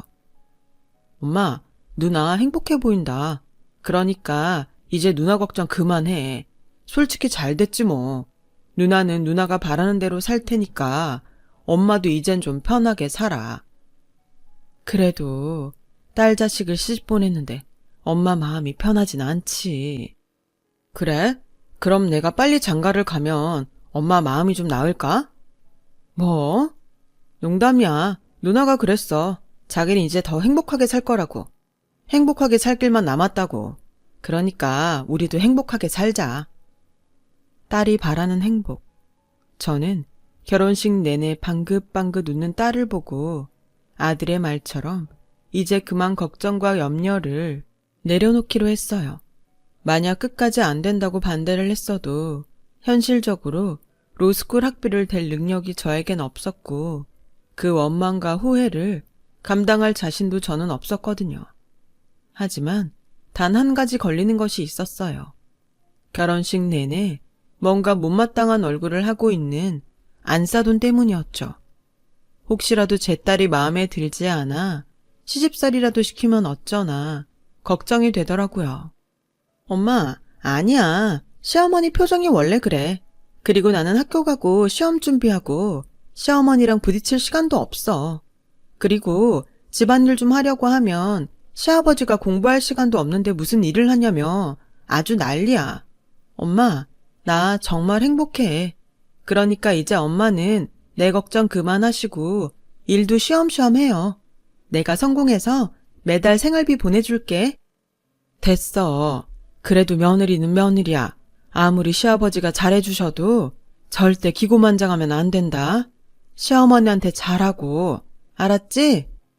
저는 단 한 번도 인정받지 못한 시댁이었는데 그런 제가 딸에게 그런 당부를 시킨다는 것이 좀 웃기긴 했지만 내 자식이 누군가한테 흠잡히지 않고 살길 바라는 것이 부모 마음이라고 저는 딸과 통화를 할 때면 꼭 그런 당부의 말을 했어요.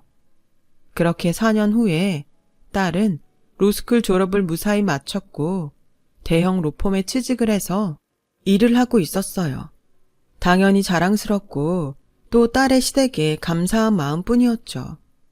딸이 결혼하는 과정에서 시댁의 도움을 많이 받기도 했고 공부에 여념도 없을 때라 어쩐지 딸에게 집에 한번 오라는 소리를 편하게 못하겠더라고요. 그래서 4년 동안 딸의 얼굴을 본 게 10번이 채 되지 않았어요. 명절과 어버이날 또는 생일에도 딸을 제대로 볼 수 없다는 것이 제 마음을 아프게 했습니다.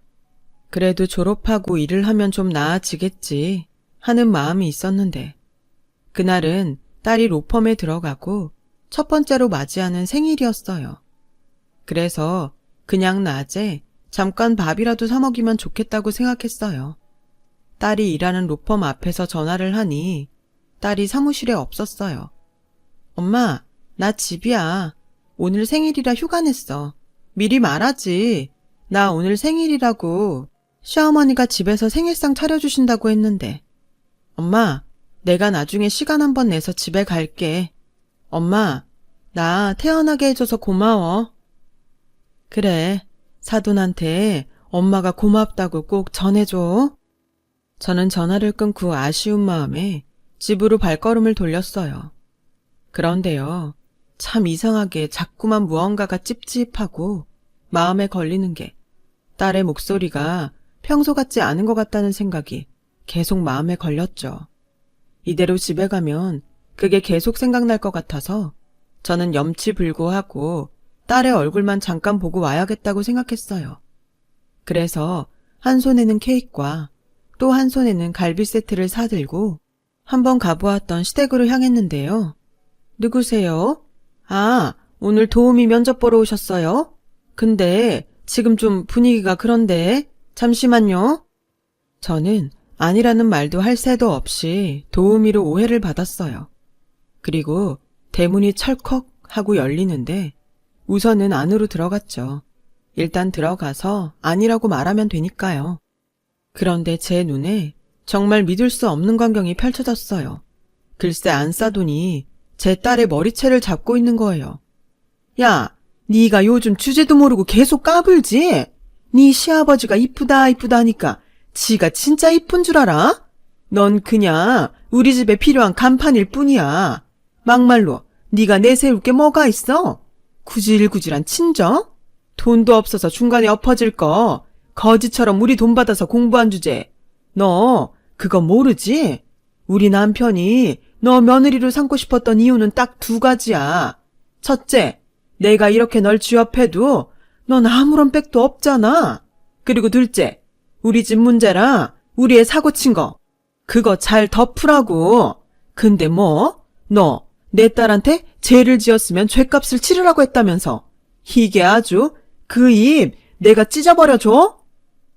집안이 쩌렁쩌렁하게 울리게 제 딸을 몰아붙이더니 내 딸 뺨까지 때리는 안싸돈을 보고 저도 눈이 뒤집히더라고요. 어느 부모가 그런 모습을 보고 가만히 있을 수가 있나요? 그래서 옆에서 킥킥 웃고 있는 사돈처녀에게 성큼성큼 다가가 손바닥에 짝 소리가 나도록 뺨을 날렸어요. 그리고 들고 있던 케이크와 갈비도 사돈처녀에게 던졌죠. 아줌마 뭐야? 감히 누굴 쳐? 아줌마 미쳤어? 사돈처녀는 낄낄거리다 뺨을 얻어맞고 길길이 날뛰었고 그 소란에 안싸돈과 제 딸이 저의 존재를 알게 되었는데요. 엄마? 당신 지금 미쳤어? 돌았어? 어디 금쪽 같은 내 딸을 쳐? 너 말 잘했다. 네 딸만 금쪽 같아? 내 딸은 금보다 더한 내 생명 같은 아이야. 어디 감히 내 딸한테 손을 대? 그 손모가지 내가 못쓰게 해줄까? 아줌마, 문단속 이따위로 할 거야? 어디 거지 같은 걸 집안에 들여? 거지? 네 인성이 더 거지 같다. 지혜, 이리 와. 엄마랑 당장 이 집구석 나가자.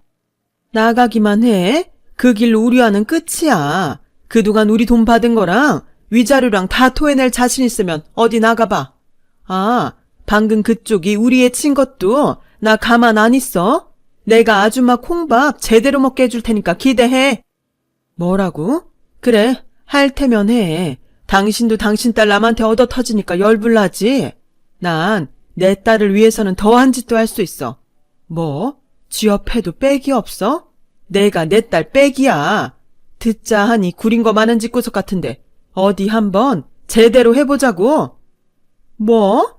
저놈의 옆했네? 내가 가만둘 것 같아? 그렇게 안사도는 자기 성질에 못 이겨 옆에 있던 화분을 저를 향해 던졌어요. 그리고 제 머리에 떨어졌어요. 이마에서 피가 뚝뚝 떨어지자 그동안 꿀먹은 벙어리처럼 있던 딸의 눈이 뒤집혔죠. 어머니, 지금 이거 폭행이에요. 그리고 집안 곳곳에 저 감시하려고 CCTV 설치하셨죠? 제가 바본 줄 아세요? 그 CCTV가 결국 누구 발목을 잡을 것 같아요? 아가씨? 죄를 지으면 어떻게 되는지 내가 어쩌면 이번 기회에 똑똑히 보여줄 수 있을 것 같네요. 어머 언니? 지금 그 은혜를 뭘로 갚는 거예요? 은혜? 그 더러운 돈은 내가 곧 갚을게요. 그런데요, 아마 내가 갚아야 할 돈보다 이 집 사람이 나한테 줘야 할 돈이 더 많을 테니 그건 기대해요. 내가 그동안 여기서 살면서 죽기 살기로 증거만 모았거든.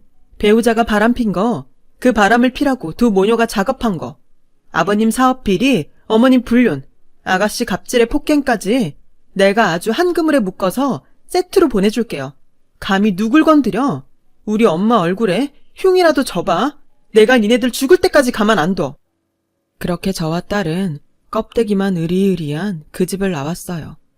병원에서 5바늘 이마를 꿰매고 속상한 마음에 아무 말도 하지 않았는데 오늘이 딸의 생일이라는 것이 제 마음에 콕 박히더군요. 미역국 못 먹었지. 그 여편네가 퍽이나 네 생일상을 차렸겠다. 엄마, 미안해요. 뭐가 자꾸 미안해. 엄마가 미안하지. 엄마가 능력이 없어서 널 그런데 시집을 보냈어. 엄마 잘못이야. 아니야. 내가 간다고 했잖아. 사실 나도 저런 집인 줄은 몰랐어. 결혼하고 며칠 있다가 사람들 얼굴이 싹 바뀌는데 이건 아니구나 싶었지만 그래도 다시 돌아갈 수가 없더라. 왜? 학비 때문에? 아니, 엄마 때문에. 엄마가 어떤 마음으로 보냈는지 아니까 엄마 속상하게 하고 싶지 않았어. 그리고 나 로스쿨 잘 졸업해서 감사하게 생각한 우리 시댁에도 내가 정말 도움이 되고 우리 집도 도울 수 있으면 그걸로 됐다고 생각했지. 가만 보니까 우리 딸이 지 생각만 하는 게 아니라 남 생각하느라 지 생각을 안 했네. 바보야, 엄마가 그랬잖아. 엄마는 아무 욕심 없다고. 그냥 너나 민우나 건강하고 행복하면 돼. 너도 잘 커주었고 민우도 다 컸고 이제 엄마는 좋은 집에 좋은 거 몸에 두르고 하찮게 살기보다 없이 살아도 사소한 거에 웃고 감사하면서 살고 싶어. 우리 딸 너무 많은 생각 말고 이제 더 행복한 일들만 생각하자. 제 말에 딸은 감정에 복받쳐서 눈물을 터뜨렸어요. 딸을 키우면서 제가 쓰러졌을 때 빼고는 딸이 그렇게 우는 모습을 보지 못했는데 그저 삶에 대한 욕심이 많은 거라고 생각했던 딸이 욕심이 아니라 삶의 무게가 그만큼이나 무거웠던 것 같아 제 마음이 다 쓰라렸어요. 그리고 3년 후 딸은 오랜 시간이 걸렸지만 이혼을 했고 자기가 받아야 할 것과 줘야 할 것을 야무지게 법적으로 정산을 끝냈어요. 그때 딸의 말처럼 딸은 자기가 줘야 할 돈보다 받을 돈이 훨씬 많더라고요. 그만큼 억울하고 힘들게 살았던 거죠. 저는 돈의 액수가 크면 클수록 마음이 아팠습니다. 큰 아픔이 지나면 사람이 성장한다고 하잖아요. 딸은 지금 작은 변호사 사무실을 꾸려서 돈보다는 억울한 사람들의 편에 서는 변호사가 되었어요. 그래서 일은 많고 돈은 그다지 크게 벌리지는 않는 모양인데 그 욕심이 어디로 가나요? 딸은 재판이면 재판, 싸움이면 싸움, 지는 법이 없는 그 동네에서 유명인사가 다 되었어요. 재판에서 이기고 온 날은 딸이 그렇게 행복해할 수가 없습니다. 그 모습을 보면 제가 다 뿌듯하더라고요. 그리고 한때는 사돈이었던 그 집안에 문제였던 딸 때문에 호된 일들을 겪고 있다는 소식을 들었어요. 딸도 그렇겠지만 저도 역시나 싶은 생각이 들더군요. 최고의 복수는 나의 행복이라고. 우리 예쁜 딸, 이제 더 행복한 삶을 살아가길 바랍니다. 지금까지 제 사연 들어주셔서 감사합니다. 모든 분들이 행복하시길 바라면서 저는 이만 마칠게요. 고맙습니다. 여러분, 사연 댓글에 응원과 현명한 조언 부탁드려요. 좋아요와 구독은 저에게 큰 힘이 됩니다. 오늘도 좋은 일 가득하세요.